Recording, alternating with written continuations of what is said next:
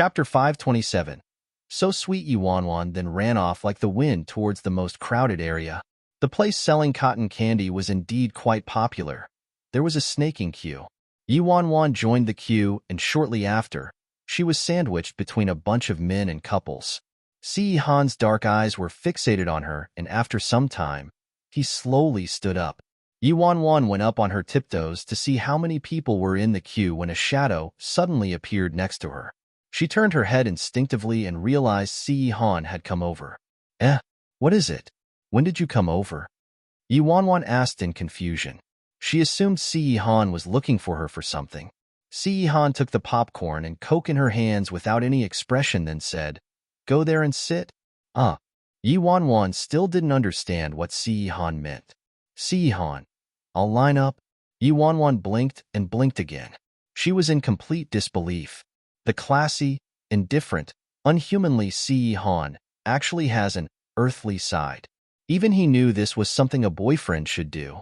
Yuanwan returned to her senses after a while and quickly said, "It's okay. I'll do it. You should sit down and rest." "I'm not that weak." Si Han stood his ground. Yuanwan didn't have a choice but to hug his arm. "We'll line up together then." This time, Si Han didn't have a rebuttal. It was finally their turn, and Yuanwan happily bought some gigantic and colorful cotton candy. Si Han looked at the huge cotton candy that was even bigger than his face. "Can we finish that?" "Sigh, and I was just thinking he has an earthly side." Yuanwan explained helplessly, "Don't worry, we'll definitely finish it. It's just cotton candy. It's very soft and light. It disappears the moment it enters your mouth. It only looks huge." After Yuanwan spoke, she took the cotton candy from the young lady who kept staring at Si Han. "You'll understand when you take a bite." Yuanwan placed the cotton candy in front of Si Han's mouth eagerly. Si Han frowned. It was obvious he couldn't accept such weird food. Yuanwan noticed Si Han wasn't moving and she couldn't wait, so she took a huge bite from the other side of the cotton candy. "Oh, so sweet."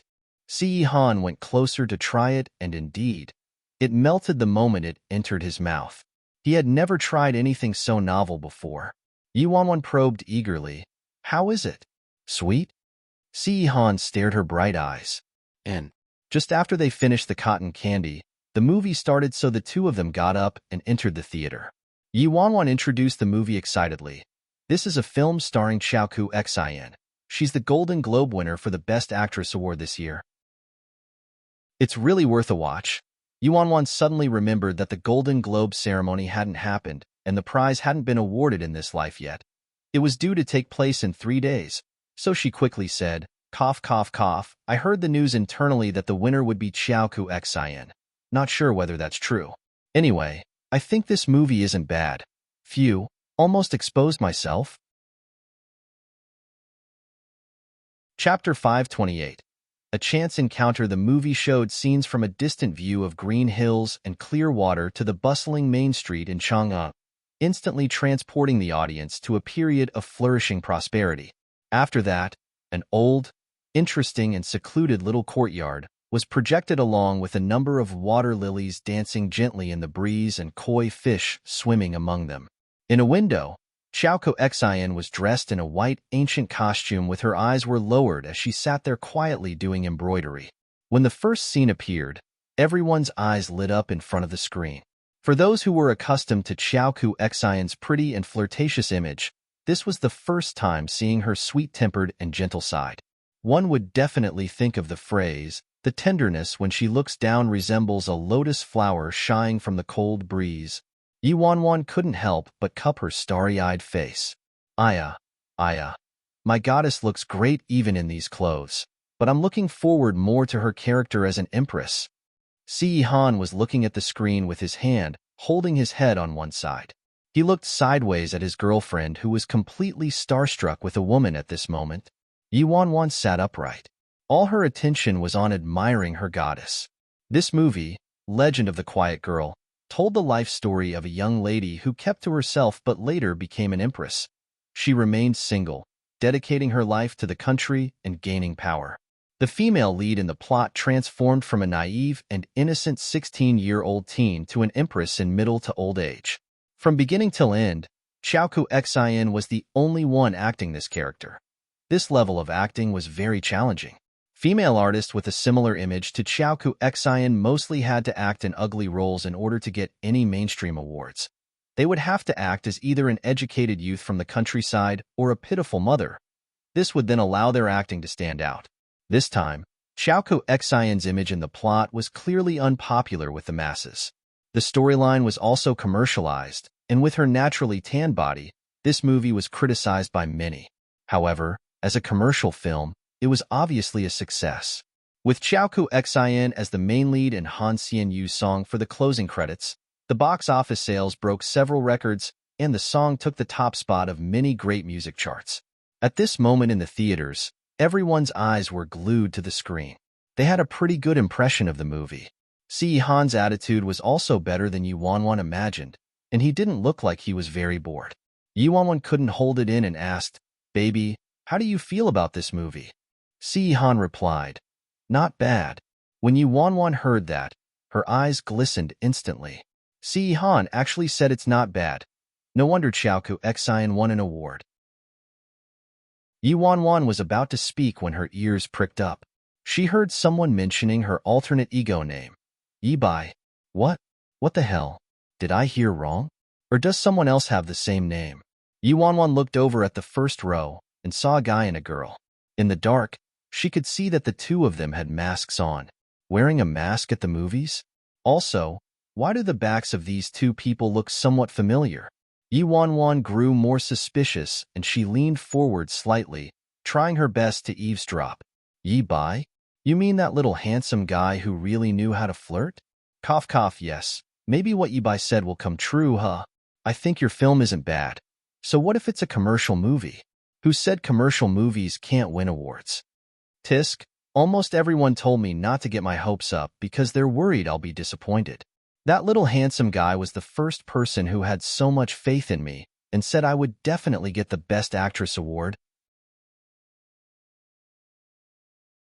Chapter 529. Failed flirtation. The two of them spoke very softly, but Yi Wanwan could more or less guess what they were saying. Listening up to this point, black lines formed on her forehead. Damn.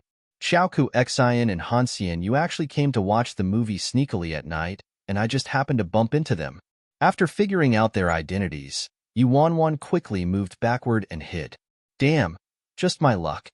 Actually bumping into Chaoku Xin and Han Xian just by coming out for a movie. What is it? Si Han noticed Yi Wanwan's frantic expression and looked at her. Don't you like the female lead? Yi Wanwan whined. Yes. If I was disguised as a man, I would go up and say hello. But the problem is that I'm a girl right now. I'm dead if she finds out. She then leaned closer to Si Han and smiled as sweetly as possible. Of course, if baby won't get jealous or angry, it's fine even if I'm exposed. Si Han gave that little sly fox some side-eye and replied, Hide yourself well. Yi Wanwan's head drooped in an instant. Sigh. I knew it was impossible. Following that, the two of them continued watching the movie. Most of the couples watching the movie had other plans in mind. They started kissing and hugging halfway through the movie. While for Yi Wanwan and Si Han, Yi Wanwan was so serious about the movie that she almost started taking notes, while Si Han kept a cold expression the whole time while his eyes were focused on the screen. They came for the movie, and they were really there to watch the movie. Seated next to Yi Wanwan was a young couple hugging and getting intimate. HNG. Why are their eyes glued to the screen? Is Chaoku Xin that nice to watch? No. How could Chaoku Xin possibly be nicer to watch than you? Liar. Didn't you say Chaoku Xin's your goddess? That's not true. My goddess is obviously you, alright? How could I ever have a goddess other than you? Chaoku Xin can't even compare to the tip of your finger. Yi Wanwan's lips twitched when she heard that. My friend, your survival skills are quite something. The girl seemed to be placated and was happy again as she pecked the guy's cheek. That's more like it. Watching this pair of lovebirds, Yi Wanwan cupped her chin with her hand and realized she seemed to have neglected Si Han. Should I act cute or something too? Hints. Yi Wanwan coughed lightly and turned to Si Han. Baby, do you think Chaoku Xin is pretty? Ce Han's eyes left the screen and looked at Yi Wanwan. From his expression, it looked like he thought her question to be somewhat lame, but he still responded, didn't pay much attention. Huh, then what have you been watching? Yi Wanwan was confused. Ce Han. Although this movie is fiction, the era featured in the movie was the Song Dynasty. However, there were many mistakes in terms of the costumes and props used. Yi Wanwan's acting cute scheme ended right there and then. Just as she was criticizing her own boyfriend's EQ, the young couple next to her knocked over the popcorn in their hands, and the popcorn scattered all over the front row. Ah, what happened? The audience in the front row turned their heads and complained, including these two people, Xiao Xian and Han Xianyu. Things happened way too fast. Yi Wanwan hadn't expected it at all, so she wasn't prepared to hide. Just like that, she watched as Xiao Xian and Han Xianyu turned around. Shit, I'm screwed. Damn it. Just as Yi Wanwan's heart started racing, a shadow covered her. Ce Han's icy lips landed on hers. His wide palm pushed the back of her head forward, blocking her from view. Chapter 530. High IQ to offset the low EQ. He was so close to her that she could smell his breath. His cool, thin lips enveloped hers, and she was momentarily shrouded by his cold, raw breath. All this happened in 1 second. When Yi Wanwan realized she was being kissed all of a sudden, she was stunned and her eyes were wide open with shock. Her heart started racing uncontrollably. Ce Han's eyes were open too. His forehead lightly touched hers. His warm breath and her ambiguous feelings intertwined while his eyes locked onto hers.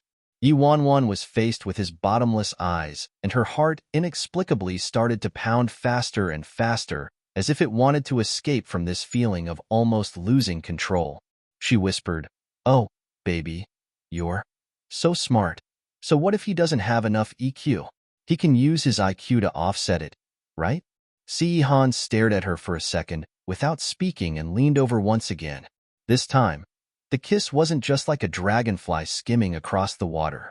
Instead, he opened her lips with his tongue and kissed her hard as if he was trying to dominate a territory. In the front row, Xiao Xian looked at the couple, unaffected by everything and kissing fiercely. She shrugged and didn't think much of it. As for Han Xianyu, aside from feeling somewhat awkward when he saw them, a flash of suspicion appeared subtly in his eyes. With one glance, he found that the man looked quite familiar, similar to Yi Bai's friend he met that one time. As Yi Bai's friend had a truly unique disposition, Han Xianyu felt that he couldn't be mistaken for somebody else even with just a quick glance. However, he didn't manage to see the girl next to him who was being covered. He almost misunderstood his relationship with Yi Bai previously, but now it seemed very clear what this person's sexual orientation was. However, he really wanted to know what kind of girl could make an ice-cold and distant man so passionate and behave so disinhibited in a place like the cinema, acting like other normal young couples. Obviously, no matter how curious Han Xianyu was, it wasn't nice if he kept staring at the couple being intimate. After a short while, he coughed lightly and turned around. Ce Han's kiss continued. Yi Wanwan was forced into a corner, and she felt the air in her chest depleting. Her head was muddled by the lack of oxygen. Yi Wanwan noticed from the corner of her eyes that Xiao Xian and Han Xianyu had already turned back. Her breathing got heavy. She blinked, subtly moved backward and said, That's enough already." Ce Han's light panting stopped, but his gaze never left her little face. It was almost like there were flames in his dark eyes, looking extremely menacing. Yi Wanwan blinked and swallowed nervously. Ce Han lifted his arm. His long, slender fingers lightly brushed against the girl's red and swollen lips, then slid smoothly down her arm and held her little hand as their fingers intertwined. After that, he turned to her again and planted kisses on her lips. One gentle kiss after another landed on her, but this made her heart thump even harder than Ce Han's strong and forceful style earlier. Yi Wanwan had to admit that although he had lousy skills, his ability to adapt was too quick.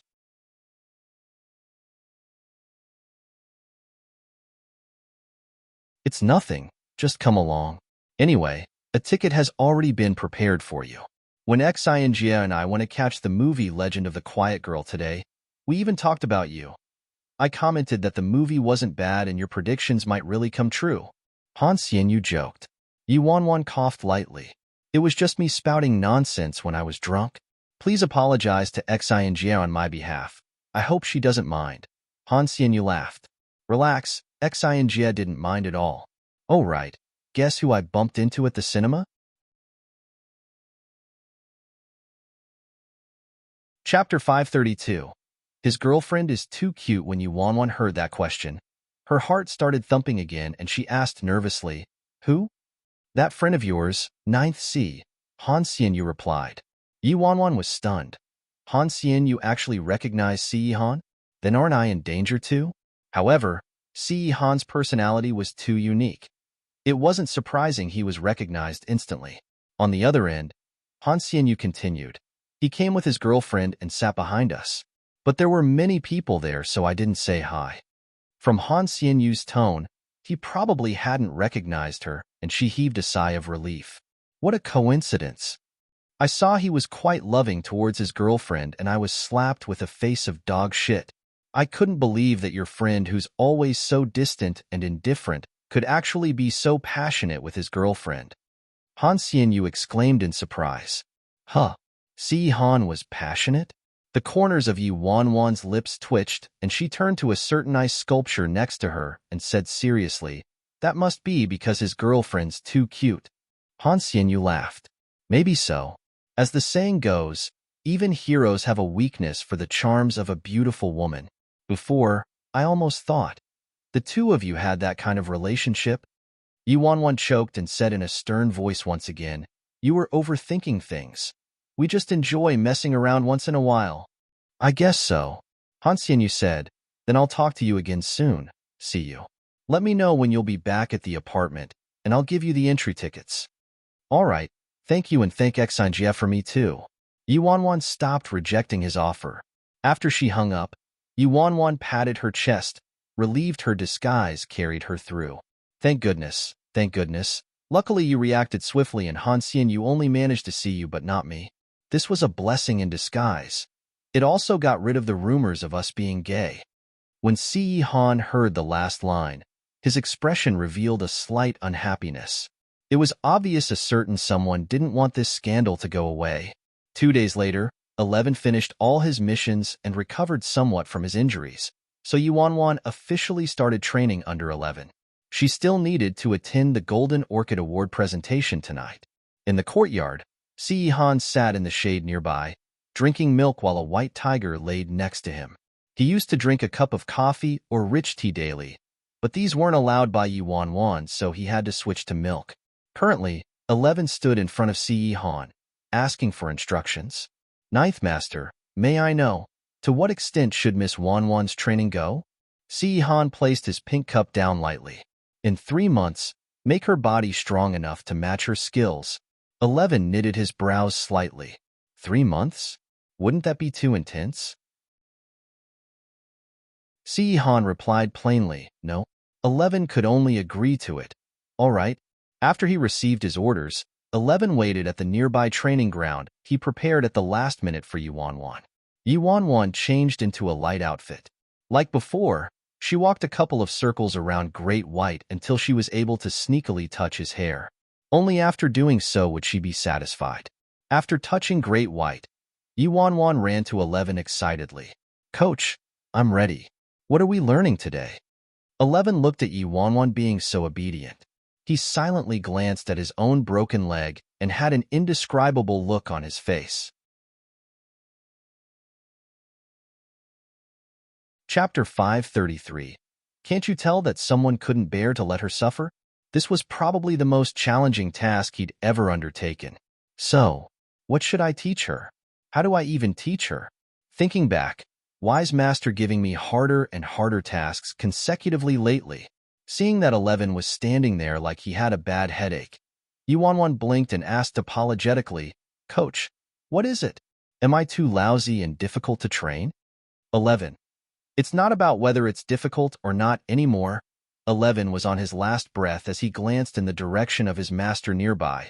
He was casually leaning in his chair, completely unaware of Eleven's sorrowful gaze. 11 didn't have a choice. He braced himself and asked, "How about this, Miss Wanwan? From what I observed and understand, you rarely exercise normally, so why don't we start from the basics to increase your stamina?" "Sure." Yi Wanwan was agreeable. "Then, since today's the first day, you should run 8.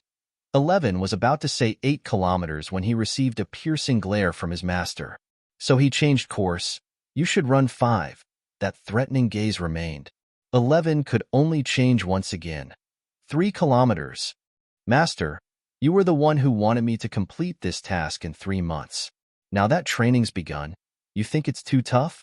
10 kilometers was simply a warm-up to him. He hadn't even said 10 kilometers and actually dropped it to 8, yet that was still. "With this training regime, how can I possibly complete training in 3 months?" 11's heart felt so torn. Yi Wanwan. "All right." Yi Wanwan started running and 11 went into the car, slowly following her. He definitely had to be with her from beginning till end, but too bad. His leg was broken and could only resort to using a car that was similar to a buggy and needed someone else to drive. The environment around Jean Garden was clear and crisp. It was great for running. In the driver's seat, the bodyguard couldn't help but voice his opinion. "Sigh, Captain, isn't 3 kilometers too short a distance?" 11 revealed a look of helplessness. "Can't you tell that someone couldn't bear to let her suffer? How could I make Miss Wanwan run any further?" In response, the bodyguard looked speechless. "Couldn't bear to? Are you kidding? With her capabilities, isn't running 3 kilometers equivalent to playing? What's there to be so torn about?" In the end, before completing her first kilometer, Yi Wanwan was already on the verge of collapsing. Although she made a solemn vow to improve her skills, the process was far more difficult than she imagined. Due to not exercising for a long time, Yi Wanwan started dragging her feet as though they were as heavy as lead. She felt as though her throat had been coated by ash, causing every breath to pull at her lungs so badly that it became extremely painful. Her sore muscles that hadn't fully recovered became even sorer. She felt her entire body undergoing unbearable pain. Si Yiwan sat comfortably in the garden that Yi Wanwan occasionally passed while running. Originally, Yi Wanwan was able to persevere, but once she passed by the garden and saw Si Yihan, a momentary weakness instantly sapped away her resolve. She glanced over at the man with a pitiful look in her eyes. "Baby, can we lessen the intensity of the training? I can't run any further, it hurts."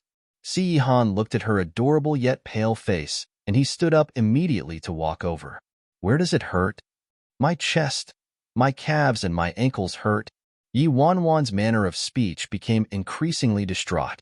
From the side, 11 got out of the car and explained himself. "Ninth Master, this is a normal circumstance from not working out for a long time. There's no need." Si Han spoke as though he hadn't heard 11. "We'll end it here for today." 11. "Master, my training plan is already extremely difficult to carry out. I beg you to please stop interfering with it."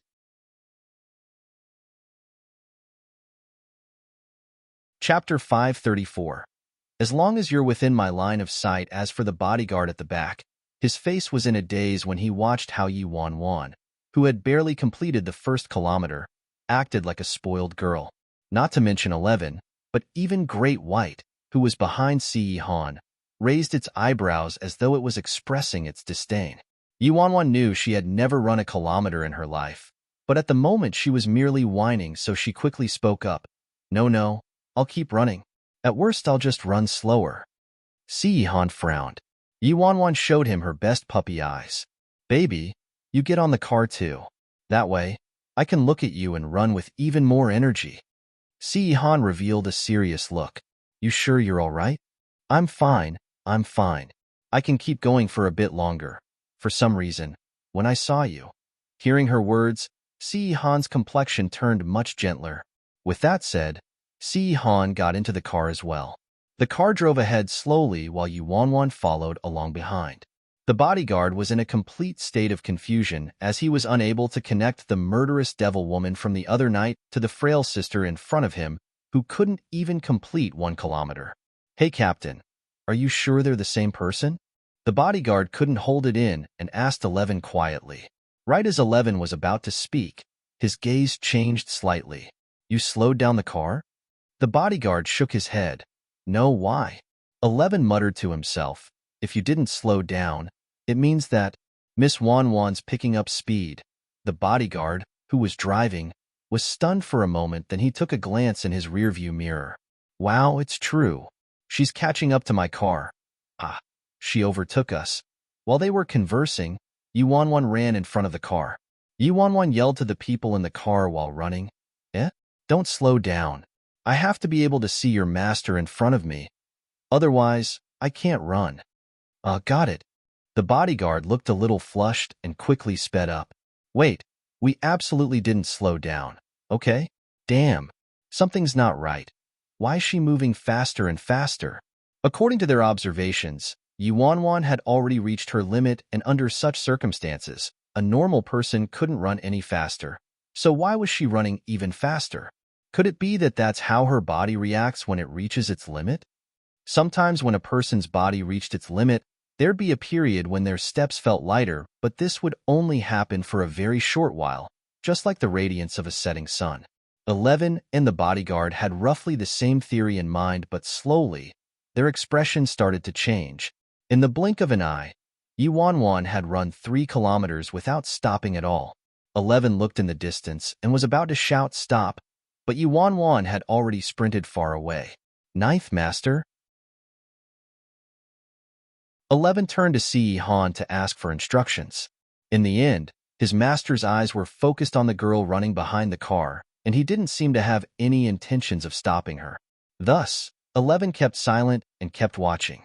To Yuanwan's surprise, she realized she hadn't collapsed and her steps became lighter and faster. She couldn't help but look at Si Han in shock. Ah, baby, this is really helpful. I realize that as long as you're within my line of sight, I won't feel tired at all. It's amazing. Si Han sat in the car with his forehead resting on his hand.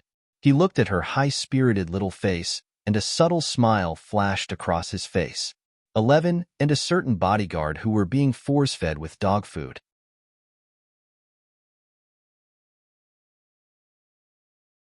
Chapter 535. Sounds formidable from 1 kilometer to 3 kilometers to 5 kilometers to 10 kilometers. 11 and the bodyguard went from helpless to surprised to astonished. At the end of it, they were completely dumbstruck. 11 looked at the stopwatch in his hands and took a big gulp, then he glanced at his master. How does she even need 3 months? She just got accustomed to the 1 kilometer run, yet she's already become so vigorous and lively?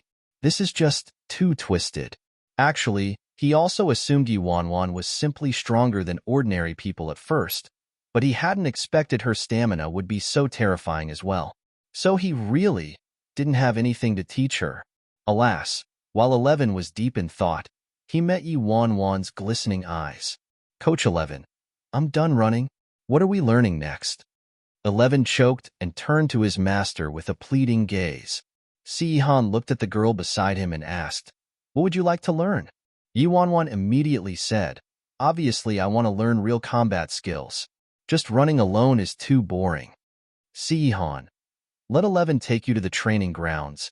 Yuanwan nodded continuously. Great, great. Baby, you don't have to accompany me anymore. It's time for your acupuncture, so I'll head over to Dr. Sun's when I'm done with training. Si Han, in 11, who hadn't been able to refute from beginning till the end. Training grounds. It was bright and early, and the gentle breeze was comforting and satisfying, sweeping away all traces of weariness. Coach 11, I'm here. Yuanwan had changed into her sportswear and tied her long black hair into a ponytail, looking bold and prepared. Right? 11 looked at Yuanwan and nodded reluctantly. Coach 11, what are we doing today? Yuanwan asked eagerly. Cough, let's do this. I'll teach you some fighting techniques. After a moment's deliberation, 11 made up his mind.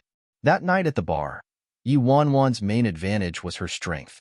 If she learned some fighting techniques, her fighting skills would definitely be even better. Yuanwan was extremely excited. Coach 11's fighting techniques are said to be some of the best among all the bodyguards, right? Hearing that, 11 went blank. He wanted to speak, but kept quiet. Before he became a bodyguard, he was very confident about his fighting skills and never feared anyone. He even challenged the captain of the bodyguards several times before. However, he was always defeated by Lu Ying without any hope of retaliation. After that, 11 realized his fighting skills and stamina were only second best. Although it had always been his dream to be the head captain, he had never been able to fulfill it. Lu Ying was like an unmoving mountain, blocking his way. Also, he was head captain now, but only for a while.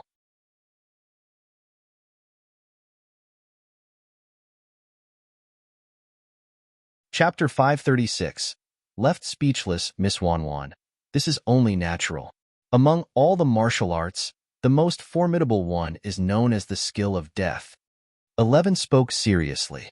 Skill of death? Yuanwan looked at 11, eager to hear more. That's right, 11 said. The skill of death, as the name implies, is used to murder a person. Once honed to perfection, each move and form can take away a person's life. The moves are vicious and ordinary folks are unable to resist it. Yuanwan pondered for a moment. Then what if the skill of death meets a gun? 11 choked. I must really learn how to answer her questions. Can the skill of death block bullets? Yuanwan asked with complete seriousness. 11 started sweating. I guess that's quite impossible. Is the skill of death so powerful that it can block all firearms? Yuanwan asked again. 11 was speechless once again. I don't think so. Then why don't you just give me a gun? Yuanwan looked at him oddly. Cough, cough. Miss Wanwan, you can't put it that way. No matter how great a gun is, it's considered an external force, but if you pick up martial arts, you can rely on yourself. You see, a gun may go off accidentally, it may be lost, and the bullets may also run out. But once you master the art of Kung Fu, it'll help you throughout your life. Miss Wanwan, do you see the logic in this? No, I'm very careful. I won't lose a gun, and we'll take care of it properly so it'll never go off by accident. It's true that the bullets may run out, so you should just give me more so I won't have any shortages, right? Yuanwan answered seriously. At that moment, 11 stared at Yuanwan. Completely speechless, the corners of his lips twitched like he wanted to say something, but nothing came out of his mouth in the end. Cough, cough. 11 changed the subject. Miss Wanwan, it's getting late. Let's go to the training room to practice martial arts. Finally, 11 had no choice but to change the subject because if the conversation went on, he would lose his mind. Yi Wanwan and 11 walked side by side towards the training room. While making their way there, many bodyguards doing their morning exercises greeted 11. Good morning, Captain 11. Hey, Captain. A number of bodyguards gathered together and sneered when they saw 11, emphasizing the word Captain. 11 knitted his brows. Tisk, why is he acting all cocky now? Does he really think he's our head captain? Jokes aside, it'll be the head captain assessment soon. I wonder how long he can occupy this post for. There's going to be a good show during the head captain's assessment this time. I heard Captain Lu Ying trained several new recruits who were pretty good, ready to fight over the post of division captain. At that point, 11 might not even be able to keep his original post as a leader and won't be able to even dream about being the head captain.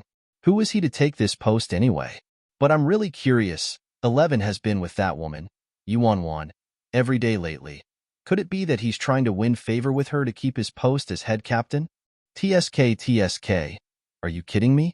The head captain assessment is an open competition and the strongest will take on the role of head captain.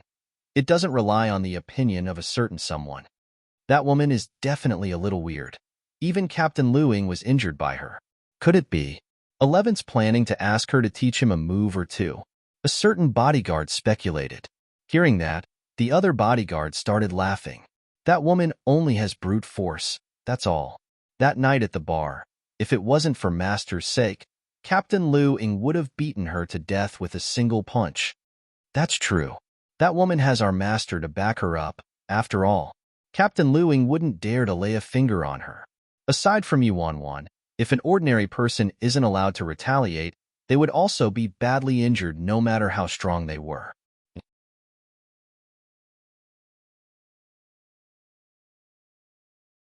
Chapter 537. An agonizing coaching session not far off. 11 balled up his fists tightly. His face was so gloomy that it looked as if flames would sprout out of his head. The other bodyguards didn't lower their voices, so naturally, 11 heard everything. Indeed, just as those bodyguards said, he might not be able to beat Luing during the head captain tryouts this time. Luing groomed a couple pretty good new bodyguards in order to obtain the position of team leader. Maybe after the assessment, 11's old position as team leader might be snatched away, and he would just become an ordinary bodyguard. Coach 11, I believe you can do it. Yuanwan noticed 11 didn't look too good, so she tried to encourage him.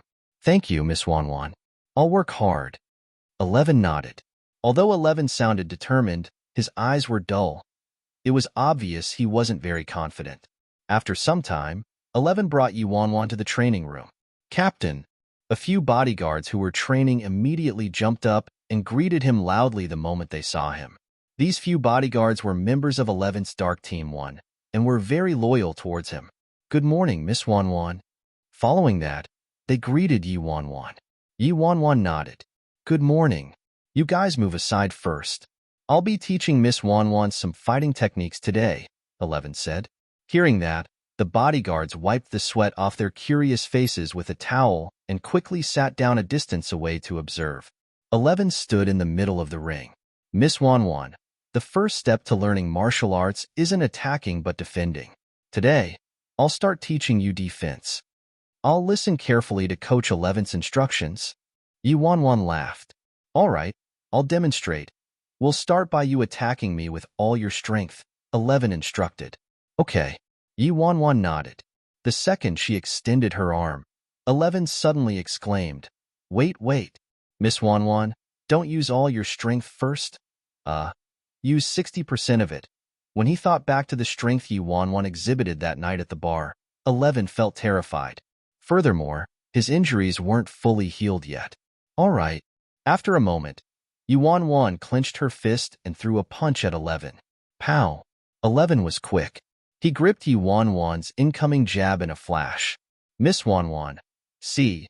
11 intercepted Yuanwan's attack firmly and was just about to give some pointers when Yuanwan flung her left fist out of instinct and hit 11 right in his face. Io. 11 took a few steps back and held his face. Miss Wanwan, why didn't you follow the sequence properly? 11 rubbed his own face. Skill of death. If you don't die, I won't live. So do I really have to act accordingly to the sequence? Yuanwan said doubtfully. Seeing that, some bodyguards burst out in laughter. Miss Wanwan's explanation did make sense, and their Captain 11 had been taken advantage of. This time, I'll attack you instead. You can defend just as I did now, 11 said. Sure. Yuanwan understood. 11 moved forward a couple steps, lifted his right arm, and attacked Yuanwan. 11 already lowered his strength on purpose so he wouldn't hurt Miss Wanwan. However, the second he threw this punch, Yuanwan slapped 11's body, probably out of instinct again. 11 was dumbfounded. Didn't we agree we'll just be practicing her defense? Why must she hit me? Miss Wanwan, didn't we agree that you'll just be defending? 11 was at a loss. Coach 11, isn't attacking the best defense? Yuanwan mumbled and even gave 11 a look as if she was questioning his ability to teach. 11 didn't know what to say anymore. Ha ha ha ha. The surrounding bodyguards rocked back and forth in laughter. Miss Ye's understanding of martial arts is really unique, huh?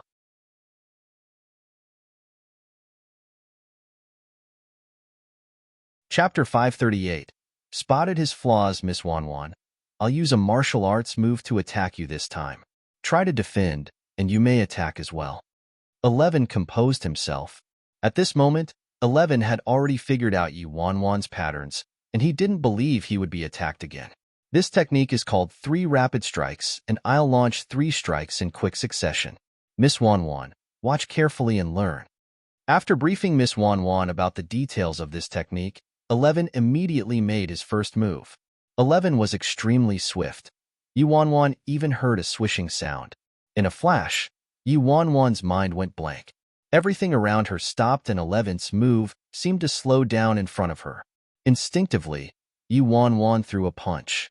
This punch actually bypassed 11's move. It turned at a tricky angle and brutally landed on Eleven's head. Pow!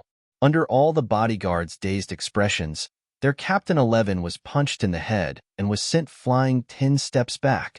After 11 got up, he widened his eyes and stared at Yi Wanwan in utter disbelief. His impression of Yi Wanwan was that she was simply stronger than ordinary people. But just now, the punch Yi Wanwan threw was extremely fast without any fanciful techniques, clean and clear-cut like she was really out to murder somebody. How is this possible? 11 was stunned. Even Yi Wanwan herself was dumbstruck, much less 11, as she looked at her own fists. During that second just now, she really didn't do anything intentionally, but it was a natural reaction from her body. Furthermore, the technique 11 presented was completely flawed in her eyes. It was no different from a child playing house. What just happened? Didn't see it clearly. It seems like Miss Wanwan sent Captain 11 flying with a punch. It's probably a fluke. It must be. The bodyguards looked at each other, confused. 11 knitted his brows tightly. He stood rooted on the ground and stared at Yi Wanwan, and he also started believing it was a fluke like the other bodyguards said. Miss Wanwan, how did you do that just now? 11 asked. I'm not too sure myself. Yi Wanwan looked dumbstruck. Let's do it again, then. 11 didn't believe it could happen again. After that, 11 returned to the ring and concentrated all his energy in his fist, then aimed it towards Yi Wanwan again. Pow! In the next second, a familiar sound resounded throughout the training room. 11 was punched by Yi Wanwan once again. This time, Yi Wanwan clearly saw through 11's flaws. Again. 11 repeated. Pow! Pow! Pow! Within 1 minute, 11 used numerous martial arts techniques but was still beaten up by Yi Wanwan 7 to 8 times in a row.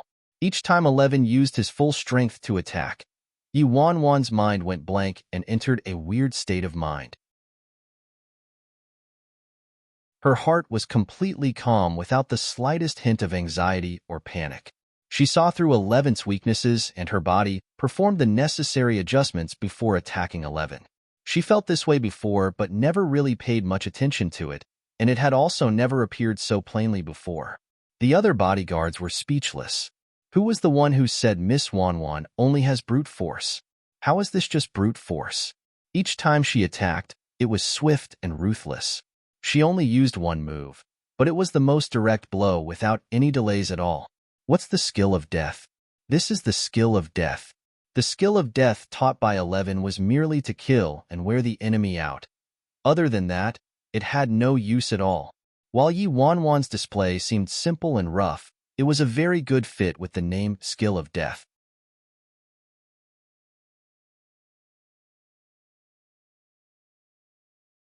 Chapter 539. Could it be that I'm a kung fu master? Yi Wanwan scanned her own hands in shock, and her mind was in a whirl. Miss Wanwan, this is... The other bodyguards looked at one another in disbelief. As a bodyguard in the C family, each one of them was an elite, so they naturally could tell that Yi Wanwan's moves were clean and decisive. If Yi Wanwan had a dagger in her hands, 11 would have died over 10 times. 11 stared at her like he had just seen a ghost. The kung fu technique he was immensely proud of was simply blocked by Yi Wanwan. None of his moves worked at all. No matter how swiftly he moved, Yi Wanwan always beat him to it, and her moves were extremely tricky. He wasn't able to anticipate them. Are you losing to me on purpose? After quite a while, Yi Wanwan looked at 11 suspiciously. 11 was the C family's bodyguard, and also the leader of Dark Team 1. Needless to say, he was strong and skilled. Yi Wanwan had no lack of understanding about herself. She had just learned about wrestling today, yet she was able to take him down every single time. 11 stared at Yi Wanwan, and the corners of his mouth started twitching, but no words came out. In the beginning, 11 did give in to her purposely, just as Yi Wanwan said, but after that, 11 used his full strength, yet he was still unable to dodge Yi Wanwan's attacks. Whether it was speed or strength or timing of the attacks, it was as if Yi Wanwan had gone through meticulous planning. She took control first, causing 11 to always be in a passive state without the energy to fight back. Miss Wanwan, there's indeed more to you than meets the eye. A while later, 11 spoke up. At this moment, Yi Wanwan's face was filled with doubt. Judging by 11's expression, he really looked like he hadn't lost to her. Was it possible that Yi Wanwan had a legendary bone structure, a one-of-a-kind gift? Coach 11. Let me use my full strength to attack. Yi Wanwan took a deep breath. She couldn't forget that weird state of mind she was just in, like she entered some kind of mysterious state. Her heart was as calm as still water while her instincts created a response. All right, 11 nodded. His palm rapidly moved towards Yi Wanwan. Following the movement of 11's palm, Yi Wanwan inexplicably felt threatened and went into that mysterious state again and scanned everything around her coldly. Pow! Suddenly, Yi Wanwan lifted her right arm and knocked it against 11's chin in an instant. Even though 11's move was fast, he wasn't faster than Yi Wanwan. His palm was still in midair, and before he could get close to Yi Wanwan's body, his entire body was flung off by Yi Wanwan. People all said that learning martial arts was extremely torturous and as difficult as flying, but to Yi Wanwan, this wasn't the case at all, and it didn't seem challenging to her. Could it be that I'm a kung fu master? Yi Wanwan retracted her fists. She felt a little weird in her heart. She only thought she had a great memory and perceptive skills, but she thought she was all talk and was very weak at fighting. After today's intensive training, however, she discovered she had such talent in kung fu. Huh? Coach 11, I think I can go faster. Please continue. Yi Wanwan watched as 11 got up. Hearing what Yi Wanwan said, 11 shook his head like a rattle and sobbed. Miss Wanwan, no more, really? It's fine. Let's try once more. Yi Wanwan tried to persuade him patiently. Miss Wanwan, if we keep going, I might lose my life. 11's face was swollen and bruised. He never wanted to fight with Yi Wanwan ever again.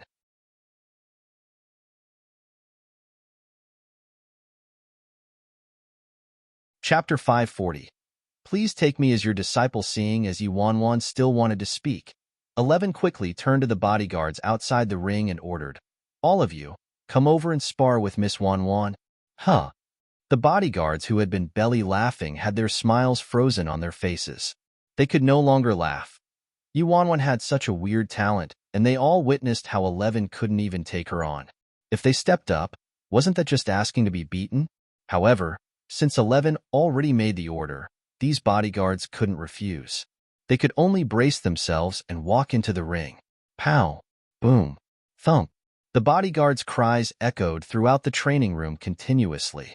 7 minutes later, a couple bodyguards had bruised and swollen faces like 11, and they looked at Yi Wanwan with admiration and respect. Although they knew Yi Wanwan was powerful when they watched her from afar, it was a totally different feeling having to experience it firsthand.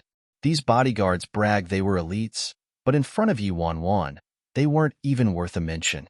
They couldn't imagine how a weak girl could possess such terrifying energy. Are you guys really not going easy on me? Yi Wanwan looked at 11 and the bodyguards who had their faces bruised. No. One of the more delicate-looking bodyguards was the most brutally beaten up by Yi Wanwan. He shook his head nonstop and was stammering. They had tried their best. They had already put in all their effort, and if they gave in to Yi Wanwan, they'd probably be beaten to death by her. Yi Wanwan rubbed her chin and thought. She really hadn't expected that she would be so talented in martial arts. She hadn't trained for long and already was able to beat up the coach. If she trained for another few years, wouldn't she be invincible? With that thought, her interest was piqued and a tinge of excitement appeared in her eyes. Come. All of you attack me at once. Use all your force to attack me. No. Miss Wanwan, please let me go. Miss Wanwan, we don't have any grudge against each other. Wanwan. Mississippi. We can't defeat you. You're too strong. One of the bodyguards stammered. He looked very delicate and instinctively took a few steps back. Miss Wanwan, please take me as your disciple. Suddenly, 11 walked to Yi Wanwan, bent his body 90 degrees, and gave Yi Wanwan a deep bow. Seeing what 11 was doing, Yi Wanwan was stunned. Take him as my disciple? How did me and 11 switch roles all of a sudden? 11's clearly the coach while I'm the student. Coach 11, What do you mean by this? Yuanwan was taken aback. Miss Wanwan, I'm serious. I know I'm not good enough, so I hope Miss Wanwan wouldn't mind to teach me some techniques. I want to fight for this post of head captain. 11 gritted his teeth. Wan, Miss, please, take me as well, the delicate-looking bodyguard stammered. Copying 11, he bowed deeply towards Yuanwan. However, his stuttering was quite serious and everyone started getting nervous for him when they heard what he said, almost entering a cold sweat on his behalf. Miss Wanwan, what he wants to say is that he would like you to also accept him as your disciple and teach him some kung fu. One of the bodyguards couldn't listen any further and intervened.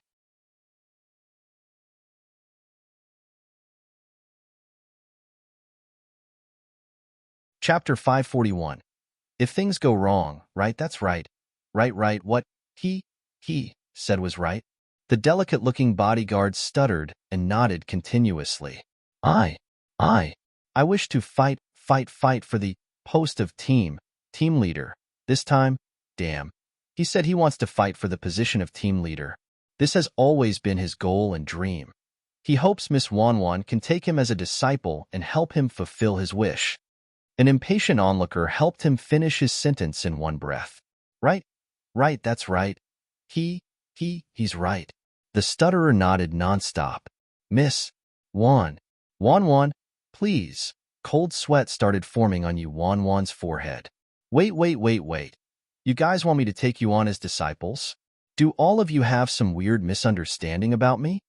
Everyone, including 11 and the bodyguard who stuttered, shook their heads in unison. Not at all right? They really misunderstood her in the past, but now everything was as clear as day. 11 said with a serious expression, Miss Wanwan, we're completely serious. I've practiced martial arts for many years now and have reached a bottleneck. I can't advance no matter how hard I try. Miss Wanwan has amazing perception skills, and even after exchanging only a couple moves with you just now, it's benefited me. If Miss Wanwan is willing to take me on, even if you provide me with only 1 or 2 tips, 11 would be extremely grateful. The stutterer knew he couldn't properly say what he was thinking, but thankfully, the captain already said everything on his mind, and so, he nodded in agreement. Just like Captain 11. Please, Miss Wanwan, agree. I want to be strong. Yi Wanwan hadn't even returned to her senses from the sudden transformation to a kung fu teacher when her own coach and a bodyguard started pleading for her to take them on as disciples. Her entire mind went blank. The problem is, I really don't know anything about this. Wouldn't I be setting your progress back and misleading you? Yi Wanwan replied with a throbbing headache. 11 lowered his eyes and looked quite glum. Miss Wanwan thinks I'm not good enough? Yi Wanwan, I've always been a weak chicken. Why would I think this captain isn't good enough? Where's he getting this from? Yi Wanwan felt this situation was too absurd and obviously didn't want to agree, but she couldn't handle the pestering of these two people. So in the end, she had no choice but to say, I agree. Hearing what Yi Wanwan said, the two people were overjoyed and they wanted to express their gratitude at first but were stopped by Yi Wanwan instantly. Yi Wanwan continued sternly, but I have to make it clear first. I'm not very sure of this myself, so I can't promise I can teach you guys anything. I was forced into this, and if things go wrong, you're not allowed to complain about me to your master Ce Han. Teacher, you're too modest. 11 was stirred up. After experiencing Yi Wanwan's frightening strength firsthand, who would believe she wasn't sure what she was doing? Miss Wanwan, we would like a teacher as well. Suddenly, the rest of the bodyguards stepped forward eagerly. All right, we'll talk about this again after the assessment is over. The teacher can't handle so many disciples at once, 11 hurriedly said. Hearing this, the bodyguards pouted, but could only let it go. Each of them regretted hesitating and not stepping forward to seize the opportunity when it was first presented to them.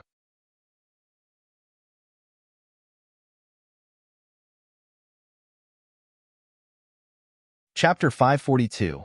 We'll talk after you're dressed. Yi Wanwan had to attend the Golden Orchid Awards ceremony that night.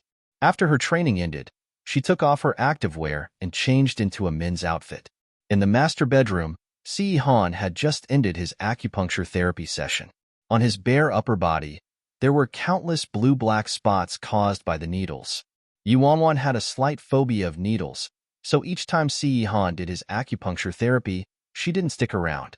Did it hurt? Yuanwan sat next to him and asked. Si-Han buttoned up his top and replied calmly, "I'm fine." Yuanwan furrowed her brows. "Why don't I keep you company next time?" Si-Han glanced at her then said, "No need for that. I'll have to take care of you if you faint." Yuanwan was speechless. He's truly a robot. Oh, right? Yuanwan remembered something and her expression turned serious all of a sudden. Si-Han, I have something very important I need to tell you. Si-Han responded while buttoning up his shirt. What? Yuanwan stared at the way Si-Han fastened his buttons, revealing some bare skin, and was suddenly stuck. Si-Han looked at her suspiciously and waited for her to continue. Yuanwan held her forehead helplessly and waved her arms. We'll talk after you're dressed. I completely forgot what I wanted to say. The man was stunned at first, then a soft smile seemed to appear on his face. After some time, he was done fastening all the buttons and said, "All right, what did you want to say?" Seeing that Si-Han was dressed, Yuanwan was satisfied and remembered what she wanted to say. Yuanwan pondered for a moment, then said sternly, "Si-Han, I suddenly realized I might be a kung fu master." Si-Han. Yuanwan panicked when there was no reaction from Si-Han. "What? You don't believe me? I went to the training grounds with 11 today, and he taught me some wrestling techniques. In the end, I knocked 11 to the ground. 11 even wanted to be my disciple." "You agree?" Si-Han asked as his eyes grew dimmer. Yuanwan looked helpless. "Oh, at first, I thought this was ridiculous and I would never accept him as my disciple. How on earth could my trainer suddenly become my disciple? However, 11 was very stubborn and even thought I looked down on his skills. I didn't have a choice, so I agreed to it.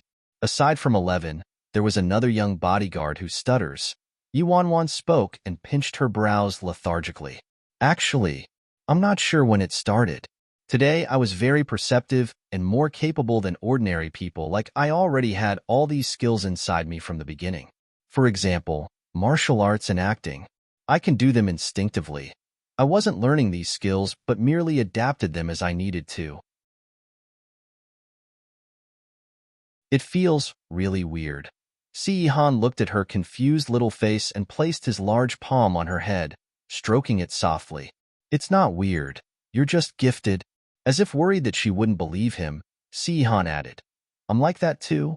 The moment his large palm touched her head, Yuanwan was immediately infused with a sense of relief. But in the next second, when she heard Si-Han's words, she was speechless. "Baby, are you serious? Me? Gifted?" Yuanwan coughed lightly. "All right, I do believe the last 4 words you said. Si-Han is gifted, that's for sure. But as for me, how can I be on the same level as a twisted genius like Si-Han?"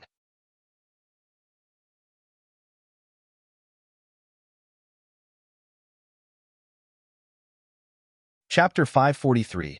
Award ceremony. It was probably because Yuanwan poured everything out to Si-Han that she felt much better. Besides, she should take things as they came. Even rebirth was possible. So what was impossible? At 8 p.m., the 46th Annual Golden Orchid Awards ceremony officially began. As an annual feast in the entertainment industry, the scene was dazzling and grand. The media gathered to photograph those on the red carpet who were all A-listers and rising stars. Han Xianyu and Xiaoku Xin would be walking down the red carpet together tonight.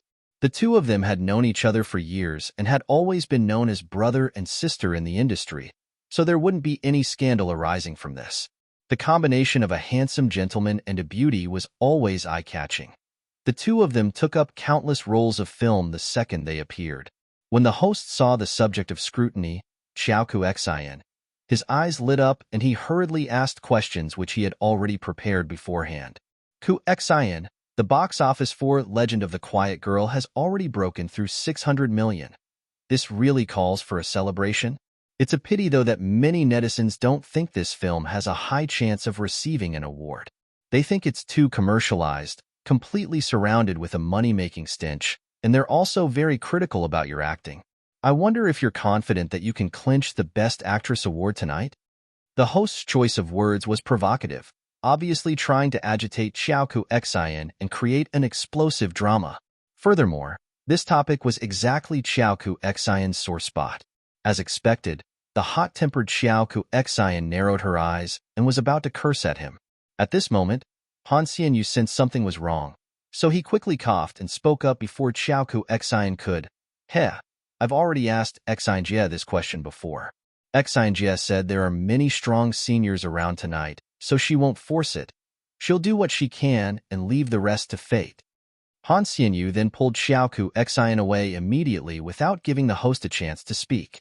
Xiaoku Xian glared at the host and gave him a dirty look.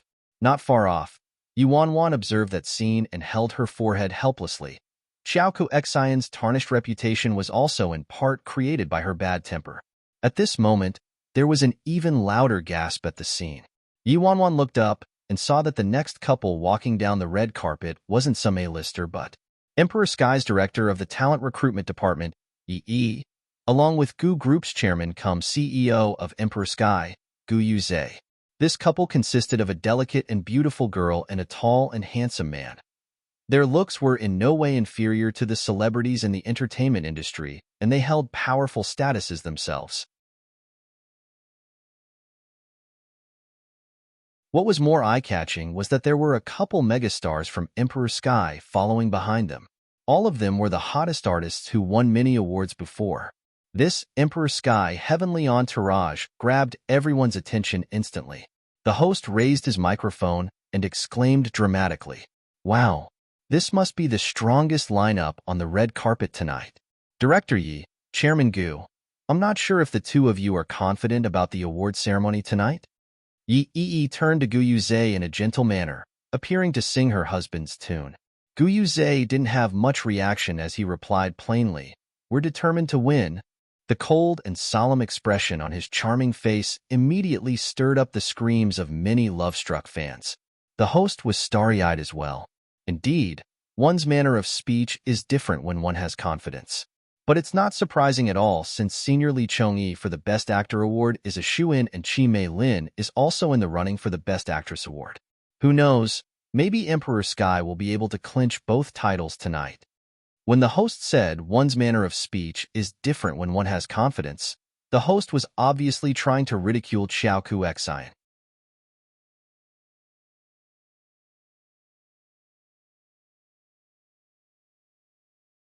Chapter 544. Not her usual self, Yuanwan stood and watched silently as Yi and Gu Yuze led Emperor Sky's entourage with all the limelight on them. Today's Yi Group was still dominant in the entertainment industry even after clashing with Worldwide and other companies, so it was inevitable they would reap a plentiful harvest this time. Previously, there were many news releases stating that Emperor Sky would be creating a massacre this time. However, they might have to be disappointed if they were trying to seize both the Best Actor and Actress awards. Yuanwan didn't have to walk the red carpet, so after watching from a distance, she walked directly to the grand hall for the ceremony. Han Xianyu was too busy and got his assistant to pass the entrance tickets to Yuanwan in a rush. Yuanwan held out her tickets and was preparing to look for her seat. Alas, when she saw her seat number, she was stunned. Why is it so close to the front? Is there a mistake somewhere? Yuanwan checked it 3 times and realized that it was the right seat, so she gave Han Xianyu's assistant a call to check again. In the end, the assistant was on the line and she couldn't get through. Yuanwan was in a difficult position. After all, she couldn't simply sit anywhere she liked for an event like this. Yuanwan couldn't reach the assistant at all. She had no choice but to sit and wait in a corner. Her head was hurting when suddenly, she heard a familiar pair of footsteps in front of her. Following that, an arm went around her shoulders intimately. "Yibai, what are you doing here?" All she saw was Han Xianyu dressed in an exquisite custom-made white suit from Brand C. He was even more dashing than usual. Yuanwan was shocked for a moment. "Xianyu, I noticed you weren't in your seat still. Didn't Xiao Liang give you your ticket?" Han Xianyu asked. "She did, but the seat number didn't seem right. Isn't it a little too close to the front?" Yuanwan replied. Han Xianyu took a closer look then said, "Nothing's wrong. This is the right seat. You're next to me. Let's go." Having said that, he brought Yi Wanwan to the seat in front. "Next to you?" Yi Wanwan was in even more shock. "Don't worry, the assistant director who was supposed to sit next to me couldn't make it, so Xinjia and I gave this seat to you. There won't be any problems." Yi Wanwan felt relieved after hearing Han Xianyu say that. Although the awards ceremony hadn't started, Han Xianyu attracted quite a bit of attention when he suddenly stood up, walked to the back, and was so friendly to an unfamiliar face. Yi Wanwan was quickly brought to the empty seat on Han Xianyu's left side. On his right was Xiaoku Xian. The moment Xiaoku Xian saw her, she smiled gently and said, "Hi, little Mr. Fortune Teller, we meet again." Yi Wanwan was a little embarrassed. Cough, "Hello Xinjia. I'm really sorry I was rude last time." Xiaoku Xian blinked. "No, you weren't. It was very nice seeing you last time. I wanted to see you again. You're so cute. If you're free later, why don't?" Han Xianyu couldn't listen to this any longer. He used his body to block the two of them and reminded them, "Xinjia, we're in public. Could you please be more careful? They'll start filming very soon." Xiaoku Xian pouted and finally stopped. Yi Wanwan heaved a sigh of relief and whispered to Han Xianyu, "Thanks." Seeing the way Yi Wanwan was so flustered, Han Xianyu laughed. "You're really two different people when you're sober and when you're drunk." Yi Wanwan didn't know what to say. Cough, cough, "Don't ever bring up my drunk incident ever again."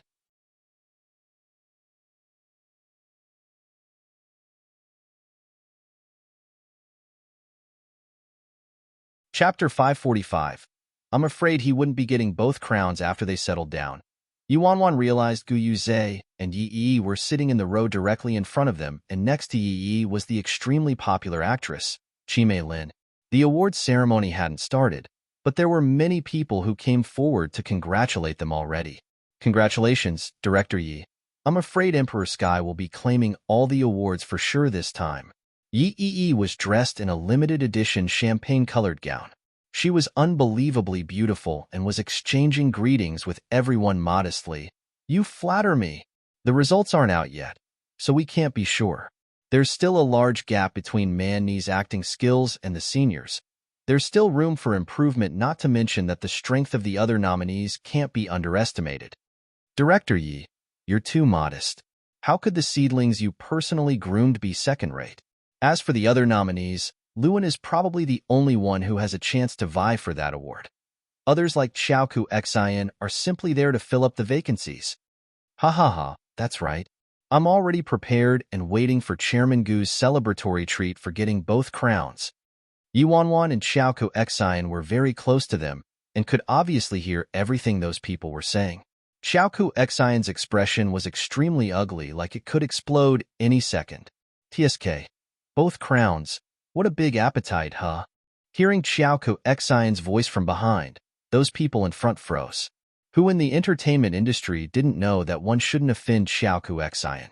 Someone immediately changed the subject and tried to mediate the situation. "Hee, Xinjia, your movie this time was quite popular as well. It broke through 600 million at the box office. Congratulations. Congratulations." An actress from Emperor Sky who didn't get along with Xiaoku Xian lowered her voice and sneered, "We were just speaking the truth. Is there a problem with that?" Han Xianyu frowned. "Before the results are out, it's better to keep some comments to yourself." Dressed in a red, Qimei Lin mocked, "Yes, of course, we shouldn't be too confident about it. But no matter who the recipient of the Best Actress Award is going to be, it will never be Xiaoku Xian, right?" What she said was really unpleasant. Yi Yi, who was sitting by the side, didn't seem to have any intention of controlling her own artist. "Tisk, it'll never be me? Do you really think it'll be you?" "Huh." Xiaoku Xian stood up all of a sudden, extremely agitated. They wouldn't attract any attention if they were just sitting down and talking casually, but if this blew up, it'd be an ugly scene for sure. "Well, I think the Best Actress Award will definitely go to Xinjia and no one else." The man's low and hoarse voice suddenly resounded and everyone turned in his direction. They looked at the young man seated next to Han Xianyu. The young man was hidden in the dim light and appeared almost non-existent, but when everyone noticed him, they realized this young man looked quite stunning. His casual and lazy manner had the feeling of a son from a wealthy family. Under these circumstances, when they didn't know who this person was, nobody dared to spout nonsense. Chi Mei Lin glanced at the man in displeasure. "And you are?" Yi Wanwan replied, "I'm just a nobody. There's no need for this beauty here to know my name." When Chi Mei Lin heard the young man's reply, she replied loftily, "Since you're just a nobody, who are you to speak?" She was an A-lister in the entertainment industry after all, and didn't have to tolerate anyone's attitude. In addition, she had Yi and Gu Yuze as her backers right now, so naturally, she didn't have much restraint. Regarding her bad attitude, Yi Wanwan didn't mind it and laughed it off. She mumbled, "It's just that coincidentally, I know a little about the 8 trigrams and 5 elements, and I predicted that Chairman Gu's fortune may not be that prosperous. I'm afraid he won't be getting both crowns tonight." Gu Yuze couldn't be bothered with this argument at first, but when he heard this, he furrowed his brows slightly and turned to look at the person speaking.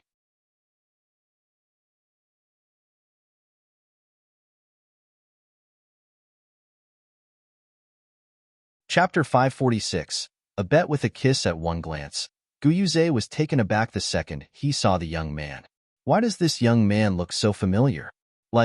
He looked somewhat similar to Yi Wanwan at Grandfather Ye's banquet the other time, but his mannerisms were completely opposite to hers. Furthermore, he was a guy. It was common for people to look alike, especially in showbiz as cosmetic surgeries were prevalent. Hence, Gu Yuze simply took another look but didn't think much about it. It was just that this guy's appearance really made him recall the day Yi Wanwan called off their engagement at the banquet, and thus, Gu Yuze's expression turned darker. Businessmen were all very superstitious about luck and fortune. The Gu family especially hired a geomancy expert with an exorbitant price tag. They also repaired the temple and made donations every year.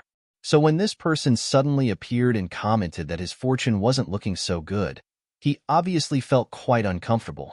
When Yi Wanwan met Gu Yuze's dull gaze, a hint of a smile suddenly overflowed from her eyes. "What, Chairman Gu? You don't believe me? Why don't I read your fortune for free right here? Huh?" Gu Yuze glanced coldly at him and turned his head back very quickly. He didn't bother with him at all and treated him like a little clown. Chi Mei Lin hurriedly said, "Chairman Gu, don't stoop to his level. He looks like a cheater and even knows how to read fortunes. Huh? Why don't you work at the temple instead? What are you doing here in the entertainment industry?" Yi Wanwan shrugged and casually said, "If you change your mind, Chairman Gu, you can look for me anytime." Chi Mei Lin was speechless and muttered a curse. "Crazy." Yi turned and glanced at the young man.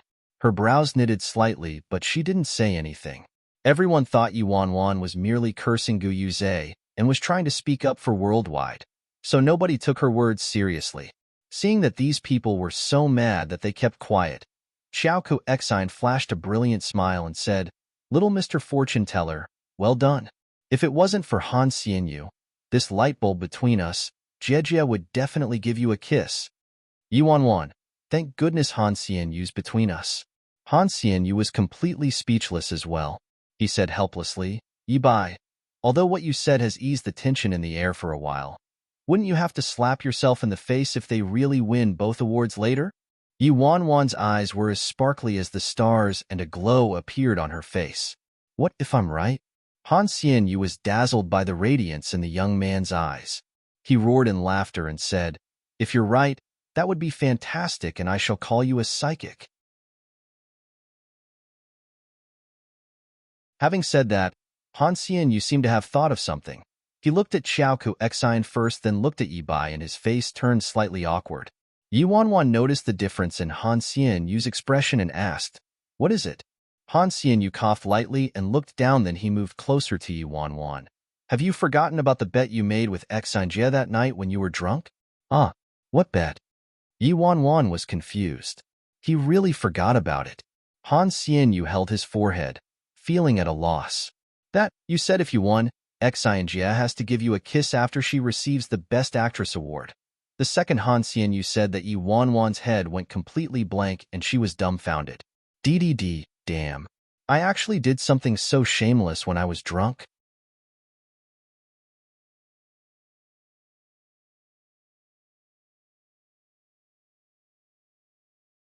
Chapter 547. I really wish to win an award by now. Yuanwan recalled she made a bet and Han Xianyu had told her about it, but she had been very busy lately and had completely forgotten about it. Shit, are you sure? Are you sure I made this bet with Xinjia? Yuanwan still found it quite hard to believe. Han Xianyu nodded. Of course I'm sure. I remember it very clearly. When you made the bet, Xinjia even blushed from your flirting. Yuanwan. Han Xianyu avoided Xiaoku Xin and consoled Yi by softly, anyway, the bet has already been made. Luckily, Xinjia's chances of winning aren't too high. Saying her chances weren't high was sugarcoating it. Everyone thought it was completely impossible. No matter how popular the movie was, it was near impossible to get an award from a commercialized movie. Yi Wanwan's face darkened as she held her forehead and sobbed inside. Problem is, Xiaoku Xian will actually win the award. All right. She wouldn't have been so sure at first, but after being reborn for so long, it was already proven that everything progressed the same way as in her previous life. I feel so tired. How can I go back on this bet? Who asked you to drink? Who asked you to drink? Why didn't you listen to baby? Hey, the two of you. What are you guys whispering about behind my back? Xiaoku Xian asked, rather displeased. Cough, nothing much, nothing much. Han Xianyu hurriedly sat upright.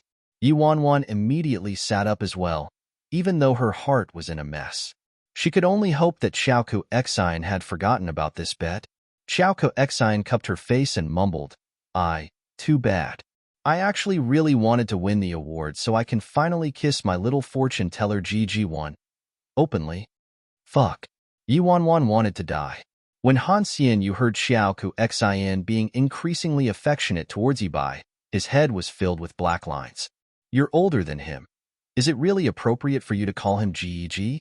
And on that sorrowful note, the awards ceremony officially began. On stage, two hosts were enthusiastically giving the opening speech followed by an opening performance. After that, the big screen quickly showed the list of nominated films for the night. All right, now is the moment everyone's been waiting for, the award presentation. Tonight, the first award we'll be presenting is the Best Edited Film Award. Every year, the sequence of awards changed and they were basically arranged based on the degree of competitiveness and influence of the award. Other than the award for Best Movie that was always at the end, the sequence of awards for Best Director, Best Actor, and Actress were all adjusted by the host according to the situation to create maximum suspense.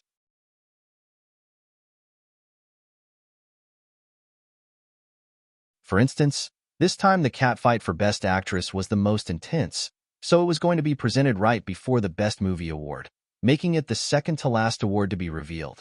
The first few awards presented were minor and unimportant ones, so Han Xianyu took the opportunity to chat. Oh right, Yibai, how did you manage to make your predictions before? I heard you mention that the best newcomer would be Zhao Mingjia, Best Supporting Actress would be Lin Jiayin, Best Supporting Actor would be Meng Liangyu, and the Best Actor would be Li Zhongyi? I didn't remember wrong, right? Yi Wanwan was speechless.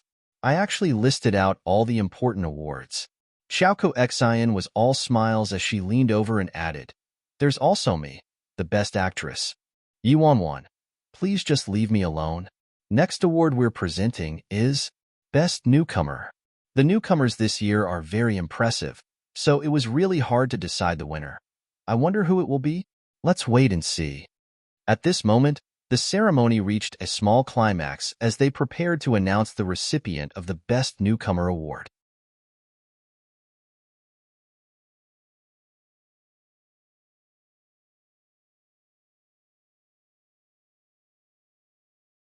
Chapter 548. I really want to work under you on the large screen. The nominees for the Best Newcomer Award were shown. Li Yi, Elixir of Love. Zhang Xin Yi, 801 Nights. Zhao Mingjia, Spring Feast. Gong Su, Love Will Never Come. The host sugar-coated his words. He mentioned how impressive they were and how fierce the competition was. But the truth was that various major production corporations churned out many newbies, resulting in the acting skills of these newbies to be mediocre. It was like picking from a bunch of weaklings. Even Gong Su was a nominee, so it was obvious how pathetic this award was. Xiaoming Zhou was an artist under Zhou Wen Bin before, and through his connection with a sponsor, he hired a famous director at a high price to film an artistic film just for the sake of getting an award. The Best Newcomer award goes to the lead actor of Spring Feast, Xiaoming Zhou. Congratulations! The host finally announced the winner. Everyone started clapping instinctively. Xiaoku Xin beamed. Aya, congrats little fortune teller GG. You got one right. Yi Wanwan coughed lightly. Cough, this wasn't really that hard to guess. In the row in front of them, Han Xianyu, Yi, and the others saw that someone from Worldwide received this award, but they didn't react much to it. It was merely the Best Newcomer award. They didn't really care for it. Chi Mei Lin sneered loud enough so that the people in the row behind could hear. It's just the Best Newcomer award. What's there to celebrate? Who doesn't know that the Best Newcomer award this time is horrendous? Even Gong Su's name is up there. Hearing Gong Su's name once again, Yi Wanwan sighed. Almost everyone used the phrase, even Gong Su's name is up there, to belittle the award. So it was pretty clear how tarnished that boy's reputation was. Hence, Yi Wanwan hadn't allowed Gong Su to come to the awards on purpose. Otherwise, that'd be another mess she had to clean up. Although Gong Su was still being ridiculed while not present, at least the impact wouldn't be as large. Now that this troublesome guy was in her hands, it would be a long, arduous journey to wash his name clean, so she could only do it slowly. Han Xianyu understood how Yi Wanwan felt, so he patted her shoulders in consolation. My condolences. Han Xianyu paused before saying, but I was really quite surprised you actually took Gong Su on. Even though the news about Gong Su being transferred over to Yi Bai hadn't been made public yet, Han Xianyu was from Worldwide and obviously knew about this. When he found out, he was quite shocked. He really didn't know whether to congratulate or pity Yi Bai. Yi Wanwan smiled bitterly. Cough, Gong Su is still considered a popular A-lister now, and you know I don't have that many artists working with me now, so I can only groom him slowly. Han Xianyu obviously knew that grooming Gong Su wasn't an easy task. He smiled.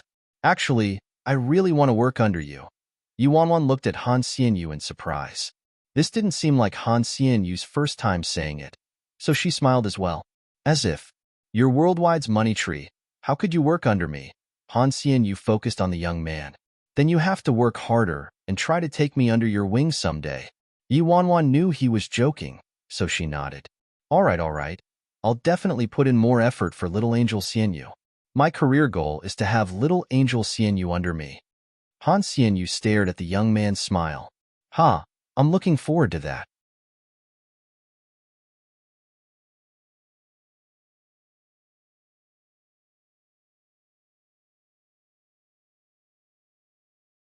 Chapter 549. Got it right again. After the Best Newcomer Award were two minor awards followed by the Best Supporting Actor Award. The list of nominees for this award were all very strong, and it wasn't so easy to guess the winner. Worldwide's Tang Xinghua and Emperor Sky's Meng Liangyu were the more popular contenders. Yi Wanwan didn't want to put Worldwide down, but Meng Liangyu was certainly well prepared and had surpassed his competitors as a supporting actor. One nominee who was up against Meng Liangyu was a rookie Worldwide was grooming and pushing out. Meng Liangyu was an oldie at Emperor Sky when his father was still around, but once his father left, his popularity seemed to drop. This award could probably improve his popularity a little. Han Xianyu mumbled, Best Supporting Actor. This is a hard one to guess. Yi Bai, are you sure it'll be Meng Liangyu? Tang Xinghua's performance wasn't bad either. Yi Wanwan replied with a straight face, it's indeed hard to guess. Xiaoku Xian said, I think Tang's chances of winning are higher. Previously at the banquet, I met some of the members of the judging panel, and they had many good things to say about Tang. The three of them were speculating. After the host said a bunch of nonsense, he finally announced the winner. The Best Supporting Actor Award goes to the supporting actor Meng Liangyu from the movie Red Lotus. Congratulations! The hall resounded with applause, and the camera turned in Meng Liangyu's direction. Everyone from Emperor Sky stood up and hugged Meng Liangyu to congratulate him. Although Emperor Sky really wished another actor they were grooming would get the award, at least Meng Liangyu was also from Emperor Sky. A few rows behind, Tang Xinghua shrugged nonchalantly. Tang Xinghua hung out with Gong Su and the gang very often and was also a well-known member of the class of wealthy second-generation kids. Although he acted better than Gong Su, he probably didn't really care for awards. Xiaoku Xian chirped, "Aya, little fortune teller GG, you got it right again, eh?" Yi Wanwan forced a smile and didn't say anything. "Yes, I got it right again. I'll get all of them right. Okay?" On stage, Meng Liangyu was giving an emotional thank you speech. Just like other artists, after he thanked the audience, director, company, Meng Liangyu added, "Finally, I would also like to thank my talent scout. Because of his appreciation and support, I'm able to be here today." Outsiders might have thought Meng Liangyu was referring to Yi Shaoan, but insiders would know that Meng Liangyu was scouted and groomed by Yi Xiaoting. Yi Wanwan felt quite moved when she heard Meng Liangyu's speech. Her father had great foresight into this day. Meng Liangyu still remembered her father. He didn't even care that what he said might offend the higher-ups.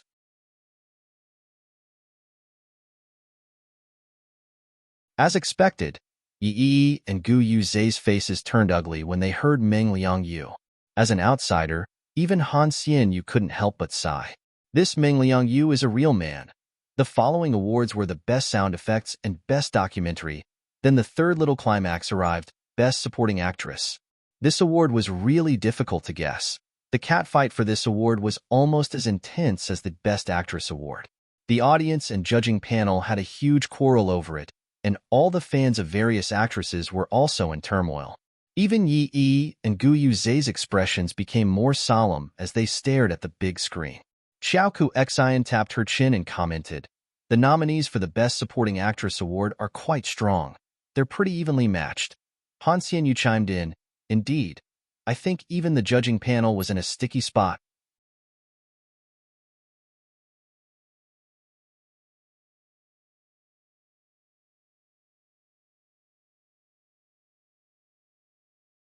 Chapter 550.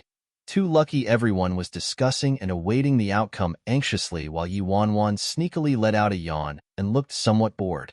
This feeling of knowing things before it happened was exactly like knowing the identity of the murderer in a thriller. Life is really boring. As expected, the host wanted to create more suspense, so after spouting a whole bunch of nonsense, he finally revealed the recipient's name. "Congratulations, Miss Lin Jiayin." After the announcement of the Best Supporting Actress, Han Xianyu and Xiaoku Xian were stunned and turned their heads to Yi Wanwan at the same time. Han Xianyu raised his brows. Got 3 of them right in a row. After going through a long and slow list of small awards, the ceremony finally reached the most anticipated awards, Best Actor and Actress. The most exciting moment has arrived. The next award we'll be presenting is tonight's recipient of Best Actor. Yi Wanwan nearly fell asleep even when the host was speaking with such enthusiasm. "Are you very sleepy?"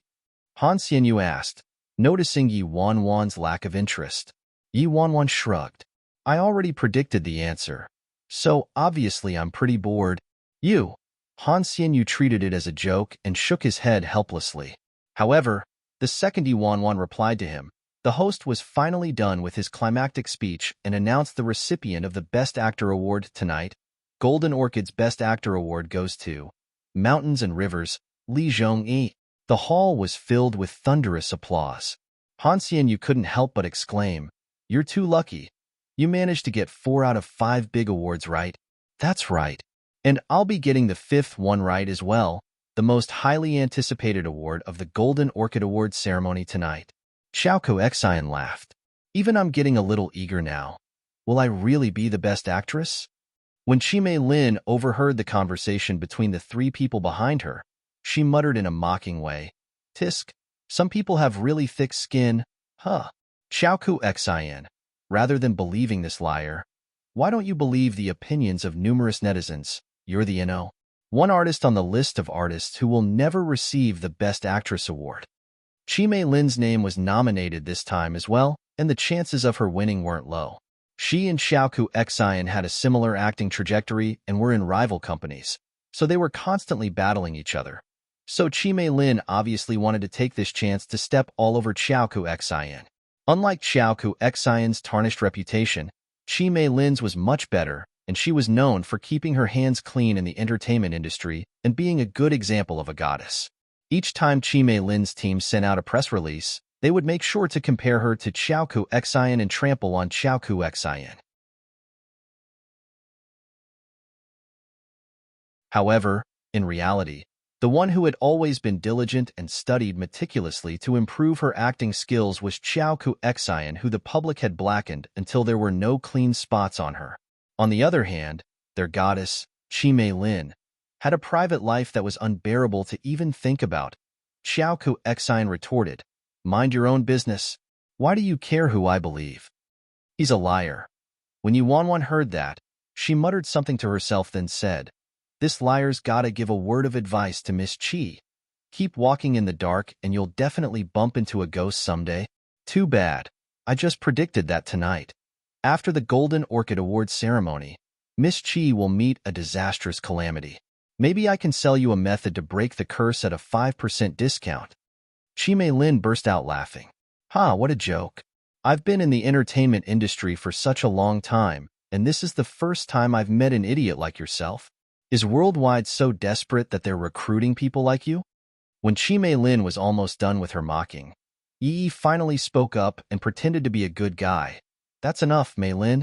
Seeing that Yi had spoken up, Chi Mei Lin then shut her trap and turned back. "Talking to people like you guys lowers my status."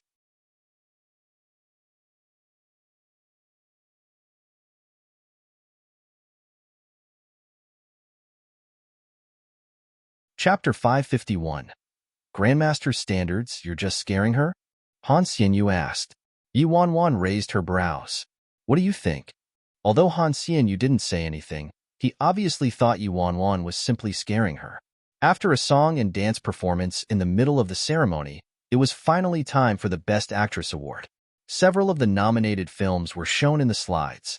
Fong Min, A Letter from Paris. Chi Mei Lin, My Mother. Shenro, Deep in the Palace. Xiaoku Xian, Legend of the Quiet Girl. The male and female hosts were echoing one another. Man, oh goodness, this is too exciting. Who will the best actress be this time? Woman, cut the suspense and announce it right now. We can't wait any longer. Man, why don't you give it a guess? Woman, this is too hard to guess. I really can't do it. Can you give us a hint? The two hosts kept going on and didn't reveal who it was, causing the audience to be so anxious that they stretched their necks in anticipation, but it was evident that this was the effect the organizers wanted. The big screen on stage was divided into 4 sections, and live reactions of the 4 nominees were on the screen for everyone to see. As they were almost done setting the stage, the male host finally relented. "All right, since it's a request from a beauty, I'll give you a little hint. The recipient's name has 3 syllables." The female host immediately exclaimed, "Wow, that's a big hint. Does that mean the winner is either Chi Mei Lin or Xiaoku Xian, huh?" Following the host's words, there was an uproar in the audience and everyone turned in the direction of Xiaoku Xian and Chi Mei Lin.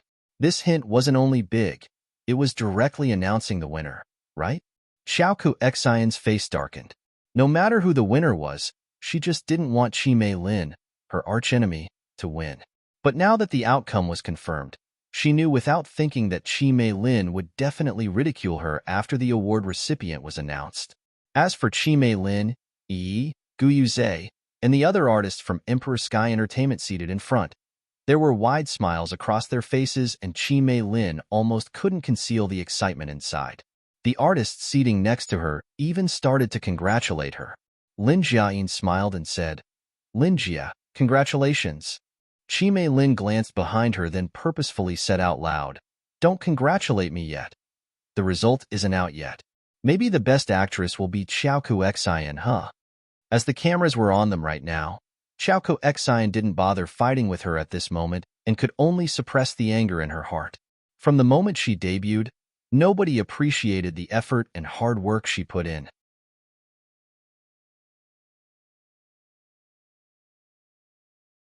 People only knew how to insult her, and she was even starting to wonder whether all the effort she put in was worth it. Han Xianyu looked somewhat awkward as he smiled bitterly. Didn't think that Emperor Sky Entertainment would clinch both awards, Yuanwan was annoyed. Hey, don't you guys have any trust in the Grandmaster's skills at all?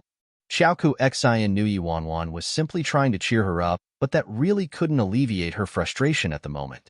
Maybe she shouldn't have had any ridiculous hopes of becoming a successful actress and building a career from the beginning. Maybe she should just continue being a flower vase, continuing to strive to make money. All right, enough with the suspense. If we go on, you guys will probably start throwing eggs at us. Next, let's welcome our previous Best Actress, Yu, Great Beauty Chiyo, to reveal the answer. Actually, the hint from the host just now was already equivalent to announcing the result, and everyone was no longer so anxious anymore. Yu stood in front of the microphone and opened the envelope in her hands. In the next second, a hint of surprise flashed in her eyes. She paused for a moment before continuing. The 46th Golden Orchids Best Actress Award goes to. Following Yu's announcement, Chi Mei Lin responded to everyone's congratulatory wishes while she pushed aside the hair on her forehead and stood up slowly. Best Actress Award goes to Legend of the Quiet Girl, Xiaoku Xian.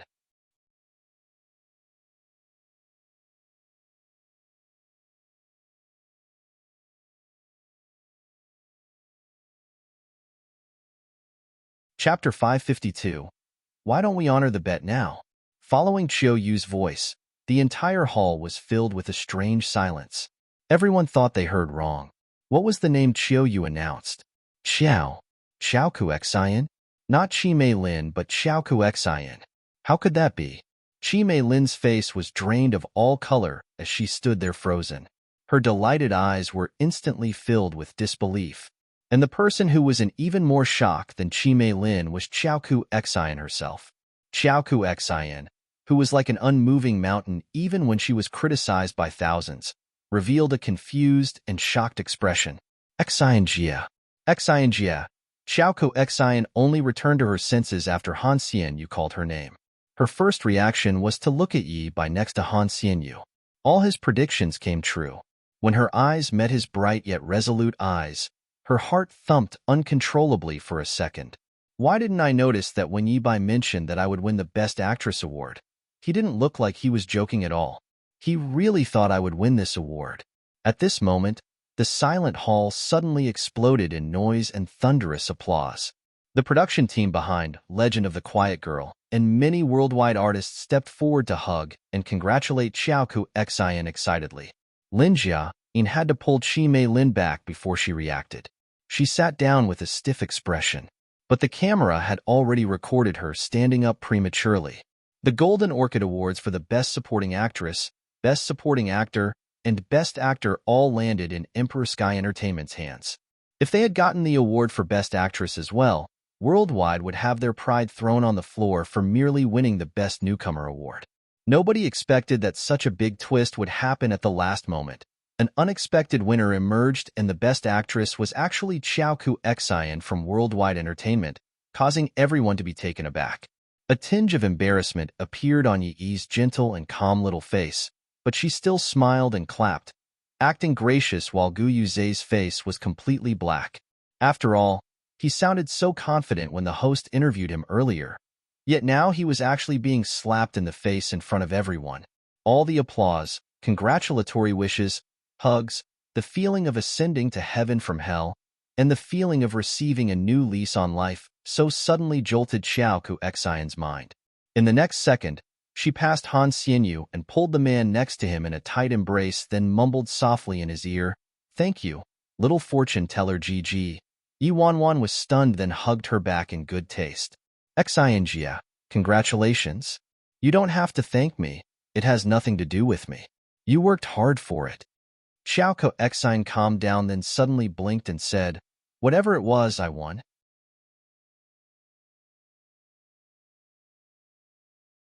I'm a person of my word, so why don't we honor our bet right now? Yi Wanwan was dumbfounded. Huh. Han Xianyu quickly pretended to hug Xiaoku Xian to congratulate her and held her back, then reminded her softly in her ear, "Stop messing around, Xianjia. There are so many people watching." But according to Xiaoku Xian's character, kissing Yi Bai in front of everyone was something she would really do. At the same time, the host excitedly exclaimed on stage, "Congratulations, Ku Exine. Let's invite Golden Orchid's Best Actress up on stage to receive her award. Xiao Ku Exine could only pout regretfully. All right, I'll go up there first. Sure. Exunja. Go on. Yuanwan wiped the sweat off her forehead. Xiao Ku Exine's just too open-minded. She's probably the only one in the entertainment industry who isn't afraid of scandals at all.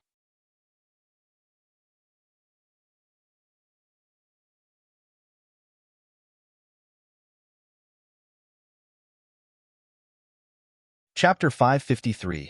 I'm afraid you'll die before I do. Xiao Ku Exine walked up on stage in a red evening gown, radiating a glow from inside.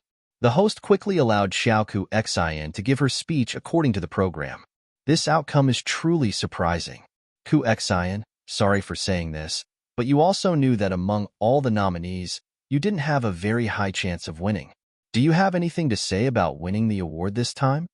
Xiao Ku Exine's gaze swept across the audience. She took a deep breath and said, I'm also really surprised with this outcome. Truth be told, just a few seconds ago, I was struggling inside. I was wondering whether I should simply give up. Anyway, I'm not normally recognized for anything I do, as if the insults I receive are the truth. To the public, Xiao Ku Exine seemed to shrug off all the insults, but truthfully, she disliked being dismissed by everyone.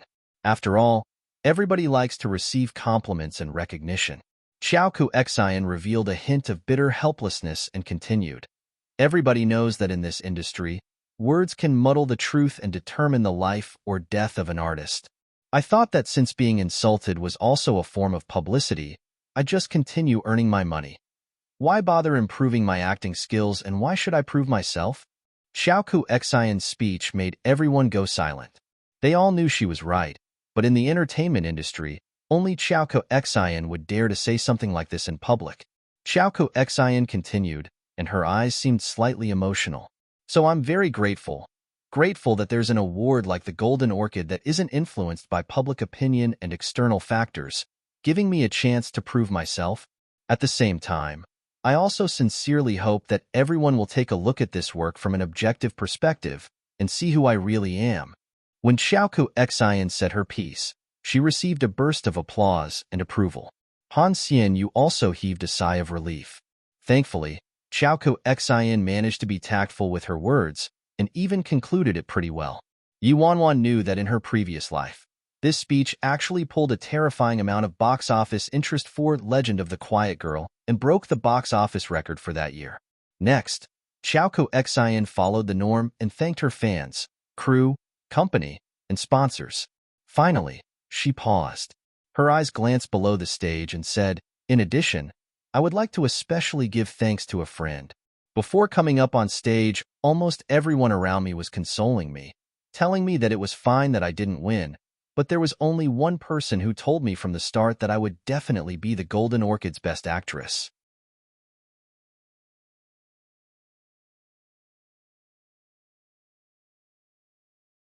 He let me know that among hundreds and thousands of people, there's at least one person who still believes in me. Having heard what Xiao Ku Exine said, Chi Mei Lin almost couldn't maintain her composure in front of the camera anymore.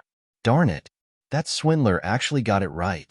Doesn't matter who gets the Best Actress award, but it shouldn't be Xiao Ku Exine. Very soon, the award ceremony came to an end. Yi stood up and said to Xiao Ku Exine naturally, Ku Exine, congratulations. You earned it. TSK.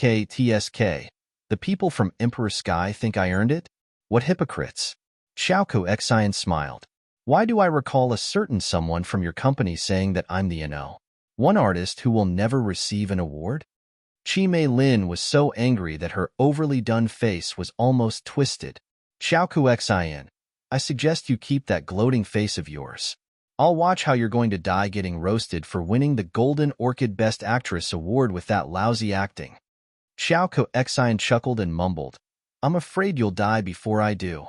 My highly skilled little fortune teller GG, just read your fortune, and once the awards ceremony ends, you'll meet a disastrous tragedy, ha.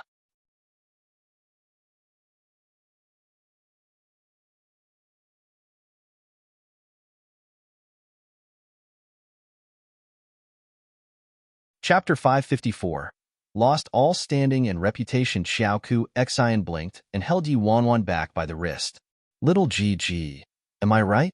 Yi Wanwan didn't want to embarrass Xiao Ku Xian in front of everyone, so she coughed lightly and replied, In her previous life, she read about the Golden Orchid Awards ceremony online and remembered very clearly that shortly after she was done reading, the website was updated with Chi Mei Lin's scandal about her organizing a sex party and even gathering people to take drugs together. With such a serious scandal, it completely crushed the inspirational and perfect goddess image Chi Mei Lin created for her fans. Overhearing the conversation between these two people, Chi Mei Lin gave a disdainful look and seemed completely fearless. Xiao Ku Xian, you're really amazing. An old cow eating fresh grass, one? Huh, messing around with these young gigolos at your age. Even better, now you've been brainwashed, right? Tragedy? I really want to see what kind of tragedy I'll encounter. Even if she didn't get the Best Actress award, she was still influential. Furthermore, she had a big backing like Yi group. Was there anything she couldn't handle? Gu Yuzhe straightened his lapels, stood up loftily, and looked coldly in Yi Wanwan's direction. I won't burden this gentleman here with artists from my company. In retrospect, Yi Wanwan felt so foolish that she wanted to kill herself when she recalled the time she was so madly in love with Gu Yuzhe, but it was etched in her memory after all. Each time she saw Gu Yuzhe, the anger in her body was still uncontrollable. Faced with Gu Yuzhe's arrogant expression, Yi Wanwan smiled and said casually, Chairman Gu, you're too polite. It will never be my turn to be burdened with Chairman Gu around. Emperor Sky is such a big shot that it's fine even if you lose one or two artists. The way Yi Wanwan smiled was even more similar to her expression the day she ridiculed him, causing Gu Yuzhe's mood to darken further. He was about to speak, but his phone started ringing with endless notifications, disrupting his train of thought. Gu Yuzhe suppressed the fury in his heart and opened those messages. In the end, he seemed to have read something on his phone as his face instantly changed like a storm was approaching. He shot daggers at Chi Mei Lin. Yuzhe, what is it? Yi asked worriedly. Chi Mei Lin probed carefully as well. Chairman Gu, did something happen? The way Gu Yuzhe glared at her with such iciness and gloominess gave her an inexplicable sense of unease. It couldn't be that. All those things were leaked, right? It can't be. I was so careful and secretive each time. However, in the next second, the furious Gu Yuzhe threw his phone directly at Chi Mei Lin's face. Chi Mei Lin cried out in pain, then picked the phone up, trembling.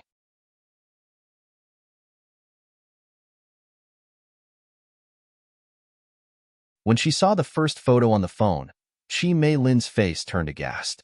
It was actually a disgusting photo of her with a bunch of guys.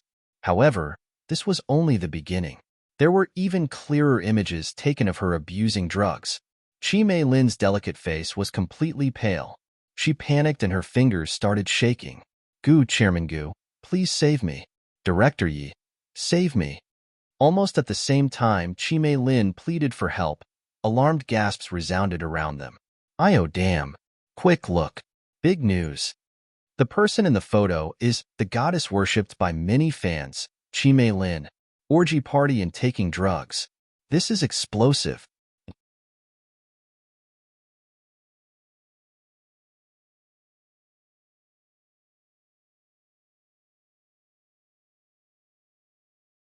Chapter 555.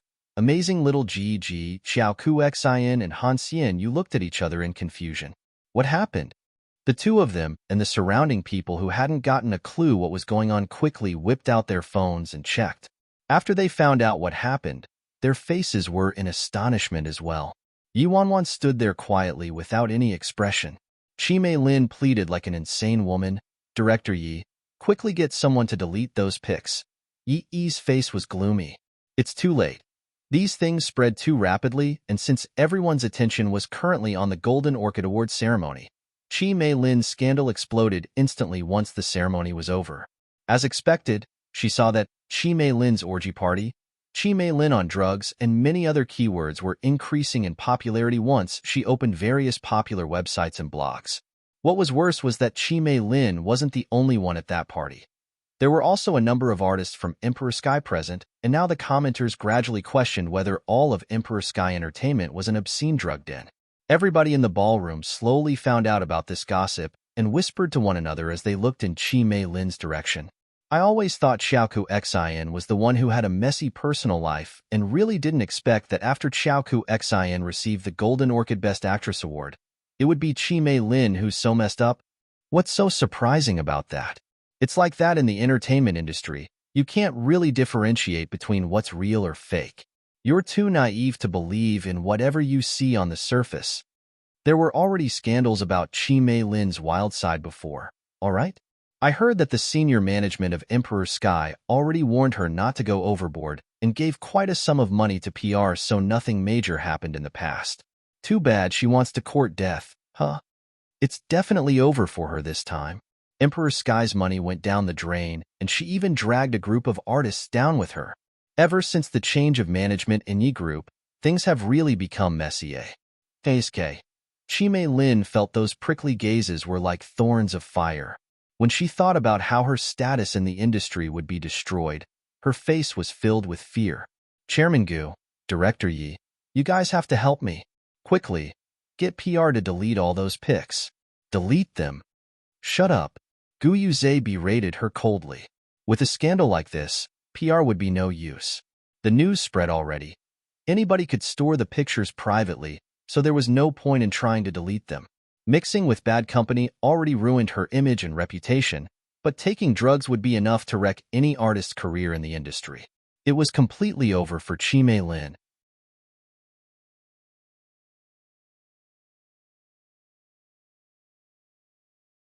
They spent so much resources and energy on her, but everything was wasted now. Not only that, but they still had to pay large sums to various major endorsement and advertising companies. When Yi heard someone saying, ever since the change of management in the Yi Group, things have really become messy, fury burned within her as it hit her right in her sore spot. She chided softly, all right, stop talking about it here. Let's get out already. Haven't you embarrassed yourself enough? The group of people avoided the crowd and swarm of reporters as they hurriedly left the ballroom. Before they left, Gu Yuzhe's dark and icy gaze paused on Yi Wanwan for a split second. Yi Wanwan returned a smile in a casual and relaxed manner, feeling extremely satisfied for her successful provocation. Gu Yuzhe's eyes constricted abruptly. He wasn't sure why, but this man gave him a very bad feeling. It was as if he'd seen a ghost. Everything that shouldn't have happened actually happened according to this man's predictions, making him feel even more troubled when he recalled what this man said earlier on that his fortune might not be that prosperous. As for Xiaoku Xian and Han Xianyu, they witnessed once again how Yi Wanwan's predictions came true and were in a daze. That worked? You're amazing, little Gigi. Don't tell me.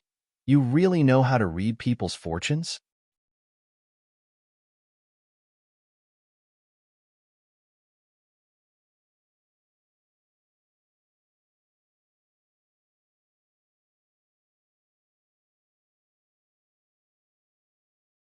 Chapter 556. I'm into the domineering type, oh yes, Yi Bai. Why don't you read my fortune too? As the saying goes, those on the waterfront pavilion get the moonlight first. 1. I've known you for quite some time but haven't gotten you to read my fortune yet. I feel a little left out. Han Xianyu suddenly recalled. Yi Wanwan turned to Han Xianyu helplessly. Your future's obviously as bright as the sun. What's there to read? You can predict my marriage, or when I will have peach blossom luck. When Yi Wanwan heard his question, she lowered her eyes and thought deeply. Marriage? How will it be? Han Xianyu looked somewhat nervous. Yi Wanwan rubbed her chin and thought for a long while. You don't seem to have any. Han Xianyu was stunned. What? Nobody? Am I going to be alone for life? Yi Wanwan quickly said, cough, no, what I meant was sorry. I don't think I can calculate this for you. She might have some memory of the love life of more famous artists in the entertainment industry, but the problem was that she already changed the path of Han Xianyu's life. Hence, she had no idea what Han Xianyu's future would be like. Why can't you calculate it? Han Xianyu knitted his brows. Yi Wanwan didn't have any way of explaining herself and could only say, this thing is very deep. You wouldn't get it even if I told you. Anyway, there are some people who are more special, so I can't really read their fortunes. Hanxian, you looked a little confused. Special. Xiaoko Xine hurriedly leaned over and probed. What about me? What about me? Xinjia, your peach blossom luck has always been flourishing. Surely, you don't need me to calculate it for you, right? Yi Wanwan said. That's true. Xiaoko Xine spoke while she turned and took a quick glimpse at the little peach blossom next to her. She didn't expect that after so long, she would finally fancy a little GG who truly satiated her appetite, but he already had a girlfriend, so she felt quite regretful. Oh right, I'll be having a celebration party tonight. Xiaobai, are you coming? Xiaoko Xine asked. It's a treat from Xinjia. Obviously, it'd be rude to decline, but I have to call my girlfriend and tell her first, Yuanwan said. Xiaoko Xine raised her brows slightly. It's just a gathering. Do you really need to report that? Hanxian, you tried to explain. Xinjia, Xiao Bai's girlfriend is quite strict. Xiaoko Xine looked shocked and seemed quite taken aback. I couldn't tell that Xiao Bai would be afraid of his girlfriend. After all, he was quite forward and flirtatious that night, taking on both men and women. Hanxian, you laughed and teased. Actually, I was quite surprised when I found out too. Yi Wanwan thought to herself, that's right, I'm henpecked. So what? Xiaoko Xine mumbled. I thought you would prefer cute and helpless-looking girls. Yi Wanwan chuckled.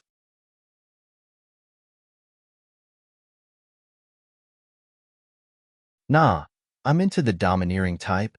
Time flew by. Chi Mei Lin's scandal continued to spread, and finally, Emperor Sky could only give up on her and announced they'd be shutting her out. As for Xiaoku Xin, due to her speech during the Golden Orchid Awards ceremony, the box office interest in The Legend of the Quiet Girl soared once again and broke numerous records. In addition, many people compared her to Chi Mei Lin. After being insulted and having her reputation tarnished for so many years, public opinion started to move towards a more positive perception of her. As for Yuanwan, she was occupied almost every day. Aside from working and learning, she spent most of her time training 11 and the others. The head captain assessment would be taking place in just a few days' time, and assuming the post of a master all of a sudden made her quite stressed out.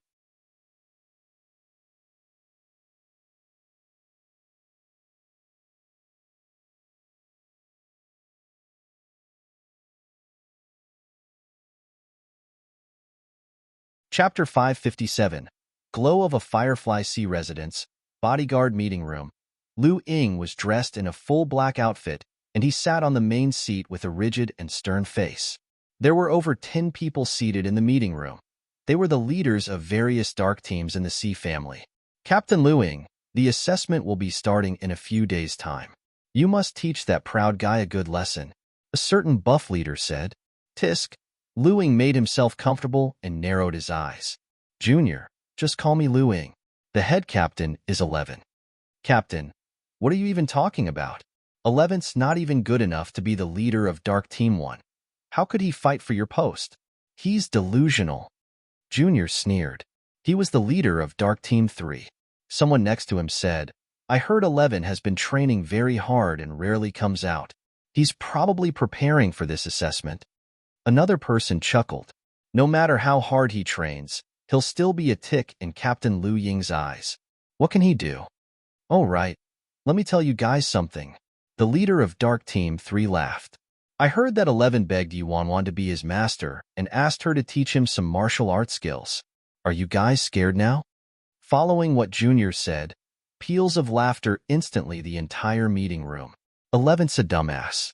If Captain Lu Ying didn't restrain himself for master's sake, Yuanwan would have been beaten to a pulp, as if she would have a chance to reveal her power at the bar. When that incident at the bar was brought up, a tinge of gloominess appeared in Lu Ying's eyes. That woman was all brute force and her skills were mediocre. I just can't understand why Master, who has always been wise, would be so taken by this flower vase to the point of losing his sanity. How could this woman be compared to Miss Qin Ruoxi? Captain Lu Ying, 11 probably wanted to curry favor with Yuanwan and get her to sing praises about him in front of Master. By then, if Master relents and really lets 11, a certain leader frowned. They were the Sea family's bodyguards, so how could they allow a silly woman to throw them into disorder? Tisk! The corners of Lu Ying's lips lifted upwards and revealed a sinister smile. His eyes were extremely terrifying. Yi Wanwan is simply Master's toy. Miss Ruo, she alone by Master's side is enough for him. Yi Wanwan just has the glow of a firefly. How can she compete with the moon?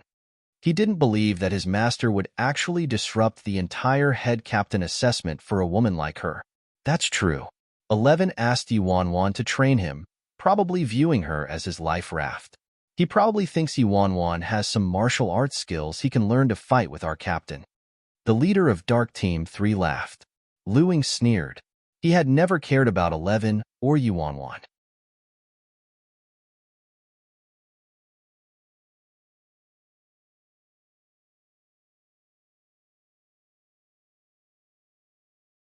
Master almost lost his sanity because of a woman, that Yi Wanwan. What qualities or abilities does she have that makes her qualified to enter the Sea family and become the mistress of the household? She's the future mistress of the Sea family after all. You guys better be more careful, one of the leaders advised. Lu Ying adjusted his position and his gaze swept across everyone. The future mistress of the household can only be Miss Qin Ruo Shi. What Captain Lu Ying is saying is, who on earth is Yi Wanwan and how can she compare to Miss Qin Ruo Shi? Based on Miss Ruo Shi's family background and personal abilities, that Yi Wanwan definitely can't compete with her.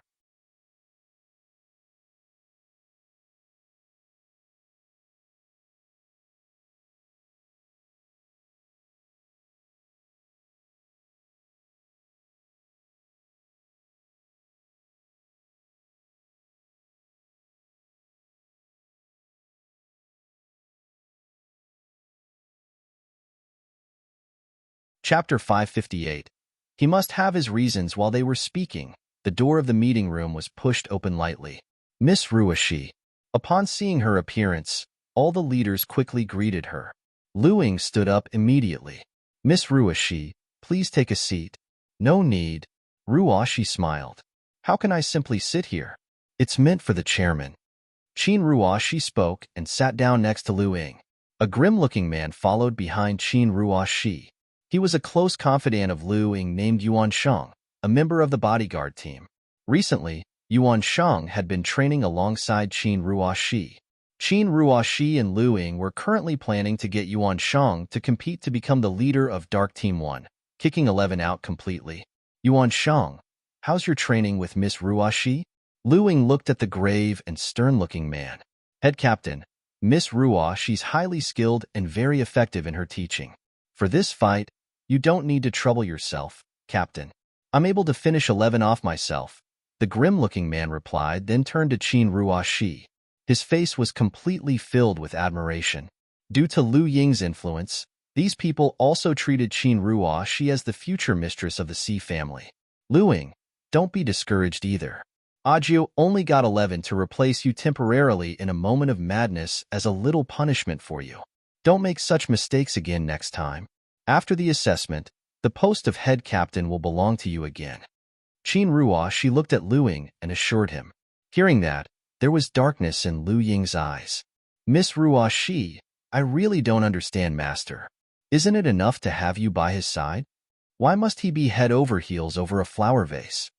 Qin Ruoshi furrowed her brows instantly. Lu Ying, don't spout nonsense. Aju must have his reasons. Reasons? Lu Ying shook his head. In the past, Master was wise and respected. All the missions taken on by our bodyguards were important and crucial, but today, he actually made us go to the bar to protect that Yi Wanwan. If not for Master's sake, I wouldn't let her live for beating me up. Speaking up to this point, the cold glow in Lu Ying's eyes started flashing. Lu Ying, you talk too much, Qin Ruoshi said. Miss Ruoshi, you're just too nice. Lu Ying couldn't let it go. I'm speaking the truth. Who does she think she is, and how can she even compete with you? If she really becomes the mistress of the Sea family, wouldn't the Sea family be a complete mess? It's because you're always so tolerant that Yi Wanwan is becoming more and more wild. Miss Ruoshi, you should let her know who the real mistress of the Sea family is and who Master really cares about. Master is completely blinded by that woman. Miss Ruashi, you should speak up. Captain Liu Ying's absolutely right. What kind of missions did we have in the past?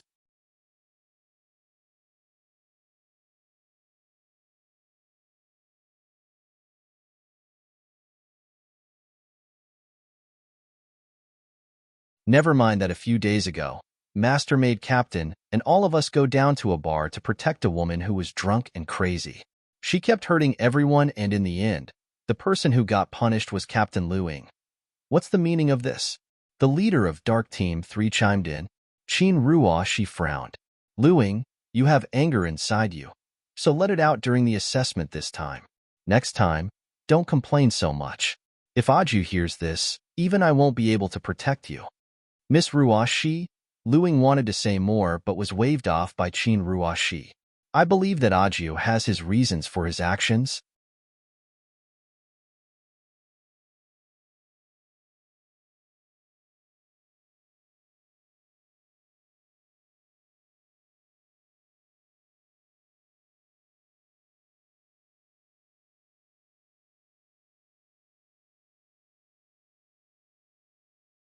Chapter 559.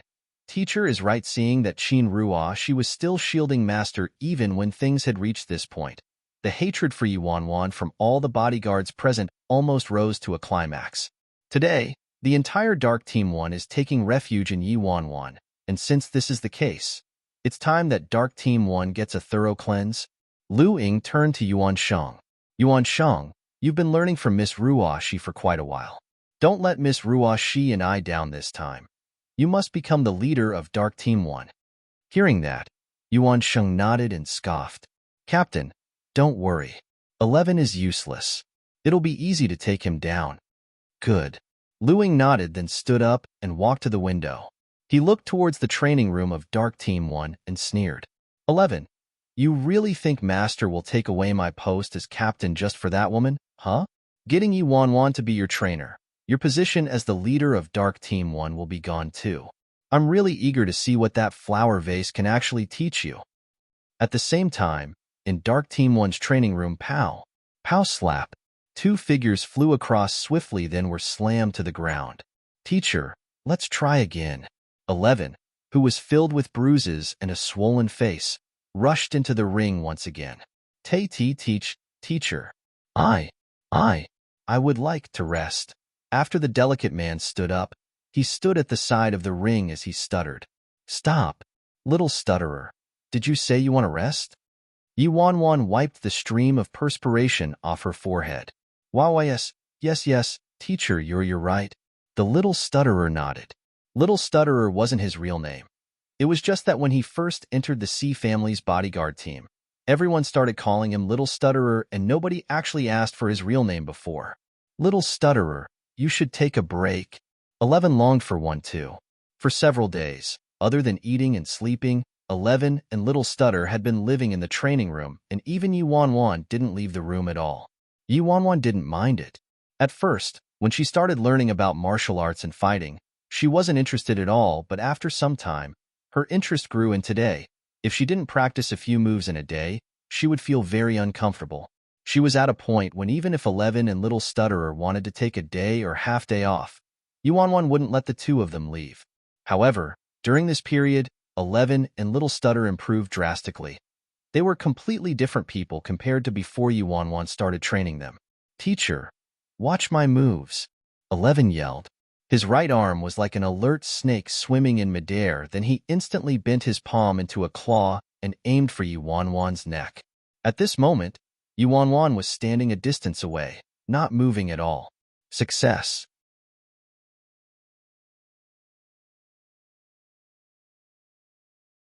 Seeing that his blow was going to land, 11 was elated. However, just as a broad smile appeared on 11's face, Yuanwan dodged to her left instinctively, causing 11's claw to grab only air. What? 11 was stunned. Taking advantage of the fact that 11 was in a daze, Yuanwan swept her left leg out like a dragon. Pow! Io! 11 howled in pain. He was sent flying 7 or 8 meters away by Yuanwan's kick. 11, what are you doing? Yuanwan frowned and chided him. Teacher, 11 was somewhat embarrassed. I told you before, you have to focus before the assessment. Don't be affected by any emotions. Your happiness, anger, or whatever emotions you have to hide them and can only release them after the assessment. Otherwise, a single mistake could cost you your life. Yuan advised him sternly. Actually, she was simply teaching him according to her own state of mind when she fought. Each time she sparred with 11 and Little Stutterer, her mind would be completely clear, and because of that, she had the ability to see clearly and calmly discern the enemy's next moves and thoughts.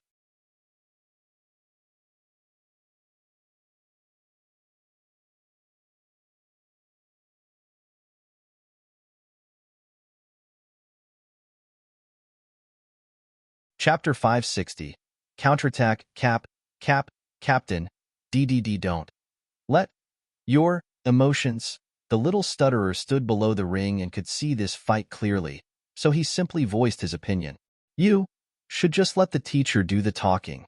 11's lips twitched slightly. All right. The Little Stutterer nodded. What Little Stutterer meant was, don't let your emotions affect your skills. When you're fighting, abandon all your emotions completely, Yuan said. Yes. 11 nodded immediately. Again. Yuan beckoned 11 with her finger. Teacher, why don't you make the first move? 11 laughed. During the time he'd been learning from Yuan, she had always been attacked and never was the first to make a move. This time, Yuan shook her head. It wasn't that she didn't want to make the first move, but it was only when she felt threatened that her body reacted instinctively. If she attacked first, that mysterious aura would never appear. So, she could only be attacked and was unable to be the attacker. Teacher, I've only been learning how to counterattack. If this was the assessment, what should I do? 11 looked at Yuan and smiled bitterly. Yuan pondered for a moment. Isn't it easy? Just let the other party attack you first. 11 frowned and felt like this advice wasn't too useful. What do you know? This is called coping with shifting events by sticking to a fundamental principle. It's a top-notch skill in martial arts. Yuan pretended to be cool and all-knowing. Really? 11 was still a little doubtful. Am I the teacher, or are you the teacher? Yuan was somewhat displeased. She was a martial arts master, yet this disciple of hers actually dared to doubt her. You're the teacher. You're right. It's me who's dim-witted. 11 quickly tried to take back what he said. The sparring continued. Yuan stood in the middle of the ring and beckoned 11. Come, hit me. Receiving Yuan's provocation, 11 glared at her, raised his fists, and charged towards her. In the next second, Yuan's left hand moved, and using the lightest strength, she blocked 11's punch and hit him with her right fist. I need to calm down. Seeing Yuan's incoming fist, 11 took a deep breath and curbed all his emotions. Pow! Almost in an instant, 11's body swiftly grabbed hold of Yuan's fist. At this moment, the Little Stutterer's jaw dropped, and he was completely flabbergasted. Ever since they started learning from Yuan, this was the first time 11 actually blocked an attack from her. I did it! 11 looked at the fist in his palm, completely shocked. Then the shock turned into happiness immediately. Ah, I did it! Pow! While 11 was complacent, he was sent flying again by Yuan's kick.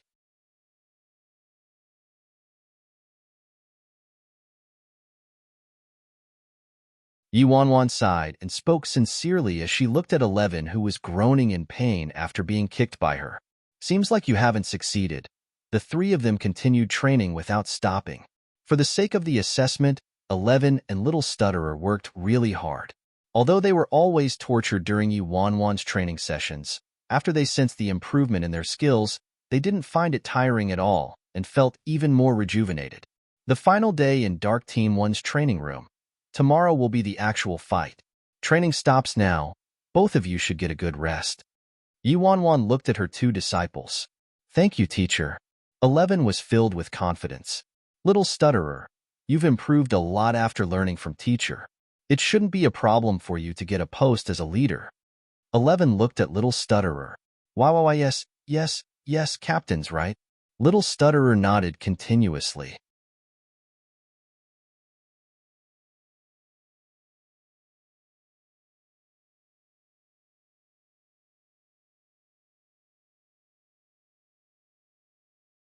Chapter 561. Head Captain Assessment early in the morning at the C family's competition grounds. Aside from a couple of higher-ups from the C family, Sui was also there early. Each time they had the Dark Team Bodyguard competition, Sui would be the judge, and because of the change in the head captain, Luing and many higher-ups from the C family would also be judges along with Sui. At this moment, the competition grounds were filled with people. Other than the bodyguards who were in the middle of their missions and couldn't make it, the other bodyguards were all present. Not long after, 11 along with the members of Dark Team 1 and arrived at the scene. Seeing the arrival of 11 and the others, many leaders, who were supporters of Luing, curled their lips into sinister smiles, especially after they saw Yuanwan next to 11. The disdain in their eyes was apparent. 11 is going nuts from thinking about the post of head captain. He actually got that woman to be his teacher. After being in this post for some time, of course you wouldn't want it to be taken away, but his skills can't compare to others. Among all the teams, Dark Team 1 is the weakest, and compared to all the other team leaders, 11's skills are second to Luing. So how could he even dream of fighting to be the head captain? Seeing how 11 was full of confidence, Dark Team 3's leader sneered. An ignorant man is the happiest. Does he really think he can be head captain over Luing? One should have a better gauge of his own abilities. Otherwise, how is he any different from a buffoon? That woman, aside from coaxing Master, what else can she do? If it wasn't for her, head captain Luing wouldn't be punished by Master, letting 11 gain an advantage. TSK. Should we give in to 11 when he gets in the ring and starts giving us some girly punches? Girly punch. Did he learn them from Yuanwan? Ha ha ha. Following the ridicule of some of the leaders, many bodyguards started laughing as well. Shut your trap. On the competition stage, Sui's eyes were frosty as he swept his gaze across everybody present. Hearing that, the team leaders knitted their brows and were quite upset, but they knew well enough not to speak anymore. These bodyguards were still quite afraid of Sui. Sui looked really nice, but when he really got angry, even ex-head Captain Luing might not be able to handle him. As the saying went, a scholar can never win an argument with a military man even when he's right. But Sui was of another species. He was the complete opposite of this. Sui deserved quite a bit of credit for his efforts in allowing them to reach their current status in the C family as the Dark Team Guards. If it wasn't for Sui's planning behind the scenes for the development of the bodyguard team, they might just be ordinary guards in the C family.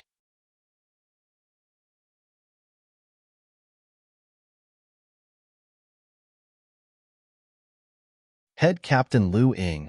Not long after, the leader of Dark Team 3 shouted at Luing, who was making his way over. Luing arrived and spoke indifferently. Before the end of this assessment, the head captain is still 11. Hearing that, some of the leaders chuckled. 11 was a temporary head captain, but in their hearts, he was no different from a clown. During these past few months, nobody treated him like a real head captain. On most days, 11 gave them orders and most of them outwardly obeyed, but secretly ignored him.